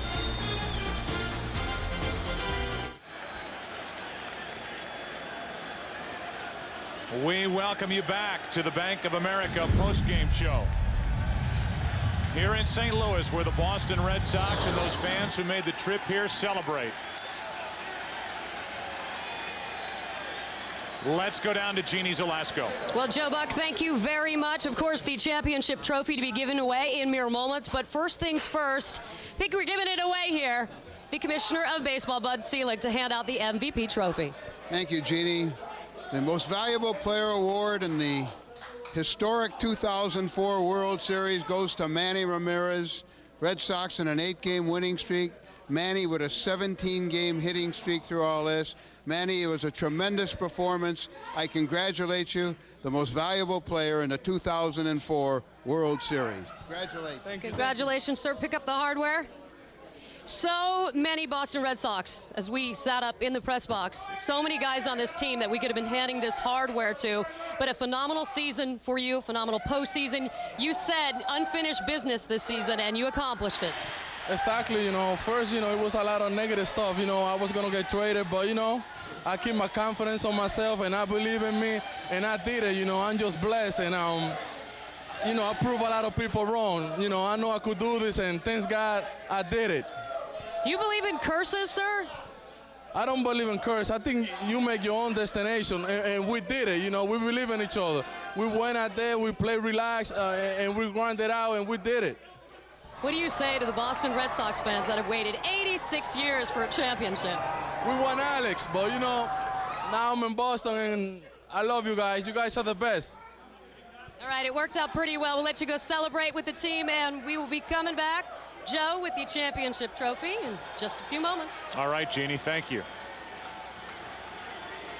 So many Red Sox fans are here celebrating, and moments ago, Kevin Kennedy had a chance to visit with tonight's starter and winner. How good has Derek Lowe been? Here's Kevin. Derek Lowe, can you believe this? First time since 1918, and you become the winning pitcher, perhaps the biggest game in your lifetime. Yeah, it's an unbelievable feeling. You know, this is a tremendous feat. You know, we were 10 days ago, we were down by, you know, three games, and we were down by 4-3 against the ultimate closer in Rivera, but we found a way. And you know, I think you saw with Anaheim. You know, when a team gets on a roll, especially in postseason, we feed off each other, and unbelievable. You know, no more going to Yankee Stadium and having listened to 1918. Finally, I said perhaps the biggest game because you had to pitch a big one to get here first and beating the Yankees in that 7th game. Yeah, I think just, you know, the experience of being for the Red Sox. You know, we've. Sorry about that. There goes the owner. But you know, pitching in so many big games with this organization, you know, every game gives you more confidence, and today was no different. You know, I got to thank the scouting department and Varitek for having a great game plan. I know it's a little early, but you pitched the 2 best games of the season in fine fashion. What's the future for you? I don't know. You know, I'd love to stay in Boston. I've said it long, but you know, Pedro did the same thing last night, and so you know, hope to God we all stay. All right, congratulations, Derek. Go celebrate. All right, let's go back to you. Kevin, thank you very much. The streets of Boston, Massachusetts, as they celebrate up in New England. We continue here in St. Louis and send it once again to Jeannie Zalasko. Yes, an 8-decade curse of Boston baseball, tormented souls, generation after generation after generation, that can rest easy tonight. You've waited a long time for this, so let's not wait any longer. 86 years in the making. The words you wanted to hear from the Commissioner of Baseball, Bud Selig. Thank you, Jeannie, and congratulations to Larry Lucchino, John Henry, Tom Werner, Theo Epstein, Terry Francona. This was a historic World Series, and I congratulate Red Sox Nation for their patience and for everything. You got a lot to be happy for. Congratulations to the world champion Boston Red Sox. Let's get the hardware up here. You waited a very long time for this. Mr. Werner, Mr. Henry, Mr. Lucchino, Mr. Epstein, gentlemen, congratulations. Mr. Henry, I will ask you first. You were raised a Cardinal fan. We obviously know where your allegiances lie now, but how does it feel to be at the helm of the team that finally broke the curse? Well, last week we all watched the greatest comeback in the history of sports, and this week every fan across the country, across the world, in New England especially, all of our fans have waited all their lives for this night, and it's finally here. These guys did it for you, New England. Tom? Mr. Werner, yes, what do you say to these fans that have waited a whole lifetime for this moment? Well, you know, they've yearned for this, and we know people who are 90 years old who have just said, just one championship before I die. And so this is for them, this is for little leaguers and all across New England. But I also want to thank Theo Epstein and Terry Francona. This organization was remarkable, and they were 11-3 in the postseason, so it was just a remarkable run. All right, they're making off with the trophy, so let's get down to Mr. Lucchino. I get the feeling that this mission started the night Mr. Boone sent one into the night sky. You got rid of a manager, you brought in a stopper, you brought in a closer. Can you talk about this mission and even the trade of maybe the most popular Red Sox since Ted Williams? Well, the mission started when we first acquired the team. We knew that the measure of success would be winning a World Series championship. Our fans made that clear to us. And I'd like to take a moment just to congratulate the Cardinals. They had a sensational season. Bill DeWitt and the Cardinals. Here it comes, sir. Fabulous season. Oh, no. Yeah, I was trying to warn you. I was trying to help you. You know what? We've waited 86 years for this. 86 years. What's a little bubbly? Theo, before you were too drenched here, could you have imagined this when you were trailing the Yankees 0-3? No, it was unbelievable. You don't come back from 3-0 against the Yankees for yourself. You do it for the other 24 guys. These guys care so much about each other. This is what makes it so special. So happy for them. All right, the questions we all want to know. You got a lot of free agents out here, guys that made a big impact. I know you don't want to hear it. Varitek, Pedro, I mean, I could keep going down the list. What are you guys thinking? That's a question for another day. Right now, I just want to... Way to go, baby. You too. Kurt Schilling making his way up here, you know. We'll deal with that later. Right now, I just want to say congratulations to all the Red Sox fans. Thank you for everything. Go celebrate. We'll do it again next year. All right, congratulations. All right, Joe, back to you. All right, Jeannie, thank you. The celebration continues in that clubhouse, and they earned every bit of it, outplaying the Cardinals every facet of the game in this World Series. And in the end, it was a shutout win, only a 4-hitter. Pedro last night, Derek Lowe in the bullpen tonight. And a 4-game sweep by the Red Sox. More after the break from St. Louis.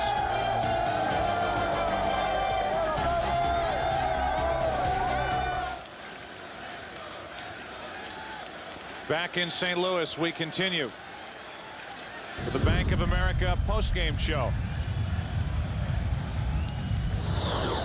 Let's go down to Kevin Kennedy with Tony La Russa. Tony, you've been through this before, but that doesn't make it any easier, does it? No, we didn't set out in spring training to get to this moment to lose. There's absolutely no consolation. We thought we had a club that would give us a chance to play in October. We won 2 series. To get here and get beat, I don't care if it was 4 in a row or 4 out of 7, and we're bitterly disappointed. Congratulate the Red Sox. They outplayed us. Won a great competition, but no, we were not happy to get here. I know how well you and your coaching staff prepare your players for success. Is there any way to prepare for the momentum the Red Sox carried into this series? We knew they had that going, but we thought we did too. And I mean, I don't know. If the club, and I'm speaking honestly, if the club wasn't ready to play or wasn't prepared, then then I take responsibility. But we just everything that had to be done as far as making a pitch and having an at-bat, they did better than we did. You know, your offense was the #1 in the National League, scored more runs than anybody. Is it just a case as simple as good pitching, stop good hitting, or is there more to it than that tonight? I think you almost have to really, be where you are, where you see the tape. I kept trying to watch the tape after the games. I think that a lot of key moments when they had to make a pitch, they did, and we didn't have enough to swing at. But I also think that there were times that we got frustrated. We came off pitches and didn't do as much as we could have. So like I say, overall, I think we went about it the right way. I mean, I told it, sit inside. In all years, I've never enjoyed a club more than this one. I've enjoyed other ones like this one. It's been a great group to be around, but we didn't get here to lose. You know, in a 7-game series, there's always a turning point or two. Was a turning point perhaps the mistake on the bases last night? You know, I think, Kevin, there's probably 2 of them. I think we had a chance to steal the first game, and letting that one get away was huge against us. Kept feeding them, you know. Yeah. We could have maybe slowed them down some. And then yesterday in that ball game, because we were separating every game, I'd like to have taken the lead, and then you don't know what happens. But what ended up happening by not doing it was ugly. Tony, you've done a great job here. What's the future for you and for this ball club in the next year? Well, I know these guys, and I mean they need to recuperate all winter long. But I mean they're so strong between the years that in a tough division, I think we'll have a great chance again next year. Thank you so much for your time, Tony. Good luck next year. All right, let's go back to you. All right, Kevin, thank you very much.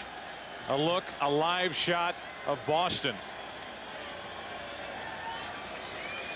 as they celebrate in the streets. Lansdowne and Ipswich. We go down to Jeannie Zelasco. Well, as always, there are 2 sides to every story. Terry Francona on the winning side of things. Sir, congratulations. Thanks, Jeannie. Thanks so much. You know, we talk so much about your bench, the hair, just, you name it, they're idiots, cowboy up. You know, so many things when you think about this club. What was the difference in this clubhouse? You know what, as unique as everybody was, they came together as a ball club. Nobody did anything to be different. They all did it as a ball club. And you can ask me a million questions, but when you just saw that picture of those people going crazy, that says it's a lot better than I could. All right, you said nobody did anything to be different, but there's a guy over there on your left shoulder. Hello, the ankle looked good getting up here. You got it, sir. Congratulations. You win a world championship, I guess the pain doesn't hurt so bad. No. You doing okay? No matter how, I'm doing great. I'm so proud. I'm so happy. I'm happy for the fans in Boston. I'm happy for Johnny Pesky, for Bill Buckner, for Stanley and Schiraldi and all the great Red Sox players who can now be remembered for the great players that they were. And I'm so proud of being on the greatest team that's ever played in Boston Red Sox history. What does it feel like to be you? Because you came here saying this is what you wanted to do. You love the history of this game. You were on the team that helped break the curse. Exactly. I was on the team. I was part of this team. I was part of the team that finally did it. From John Henry and Tom Werner to Theo Epstein to Jousey and Galen, our advanced scouts, to the medical staff, all the way through this organization. This was an absolute organizational effort. They put together a championship club, and we went out and we won a championship. All right, how different is this from your first world championship? I don't know. I haven't even, that's too much for me to process right now. All right, finally, I got to ask you. Everyone wants to know if this had to go to a Game 6, would you have been able to go? I'm going to take the 5th on that. I'm going to go out and drink and enjoy. Take the 5th, take 2 or 3 days. You got surgery. Thank you. Get to surgery. Joe, back to you. All right, Jeannie, thank you. And our thanks to the guys for sticking around to talk. Amidst their celebration here in St. Louis, Sweet Caroline. They play it at Fenway Park, and we'll play it for you here from St. Louis. Total joy. Final thoughts in a moment from Busch Stadium as the Red Sox are world champs. We welcome you back to the Bank of America postgame show. It has been 86 years. We've talked about that really from the beginning of the postseason. We did it last year, and we did it again this year, and certainly from the beginning of this World Series. I'm Joe Buck. That's Tim McCarver. And one guy I want to talk about first is Terry Francona and the job that he did managing this group. They like to call themselves idiots, but they're not idiots. This is a group that from 1 to 25 on that roster, Terry Francona used brilliantly to get to this point. A first-year manager that, just like Arthur Fiedler and the Boston Pops, he conducted that bullpen with aplomb. He is to be congratulated. And when you think of a guy like Manny Ramirez, what happened to him last winter? He was waived by 29 teams. 29 teams had a chance to sign him. They didn't. They tried to trade him. They didn't. And here he is, the most valuable player in the World Series. I thought what Curt Schilling said was very poignant, and that is for players like Ted Williams and Carl Yastrzemski and Jim Rice and Bobby Doerr, Carlton Fisk. I mean, the list goes on and on. Great players for the Boston Red Sox players that the fans in New England loved and cherished, never got the opportunity to taste this World Championship, and these guys are thinking about them right now. 86 years covers an awful lot of players. So you think about this Boston Red Sox team and where they were 10 days ago. They were down 3-0 to the New York Yankees, and I think it's only fitting that this group, this fun-loving, reckless group, stared history right in the eye, gave it a little wink and said, you want to see us win 4 straight? We'll win 4 straight. And then they won 4 more straight over the Cardinals in this World Series. 8 in a row at the end of the postseason. And while it's been 86 years, the fans in New England can celebrate a World Championship. This Boston Red Sox team earned it. We're going to show you a list of all the names of the people who, over the past couple of weeks, 3 weeks, have been lugging equipment back and forth, a lot of late hours. So many people that work so hard to bring you these games, and we're so proud of each and every one of them. On behalf of Chris Myers and, of course, Tim McCarver, Jeannie Zelasco, and Kevin Kennedy, I'm Joe Buck. This could very well be the beginning of a new golden age for the Boston Red Sox.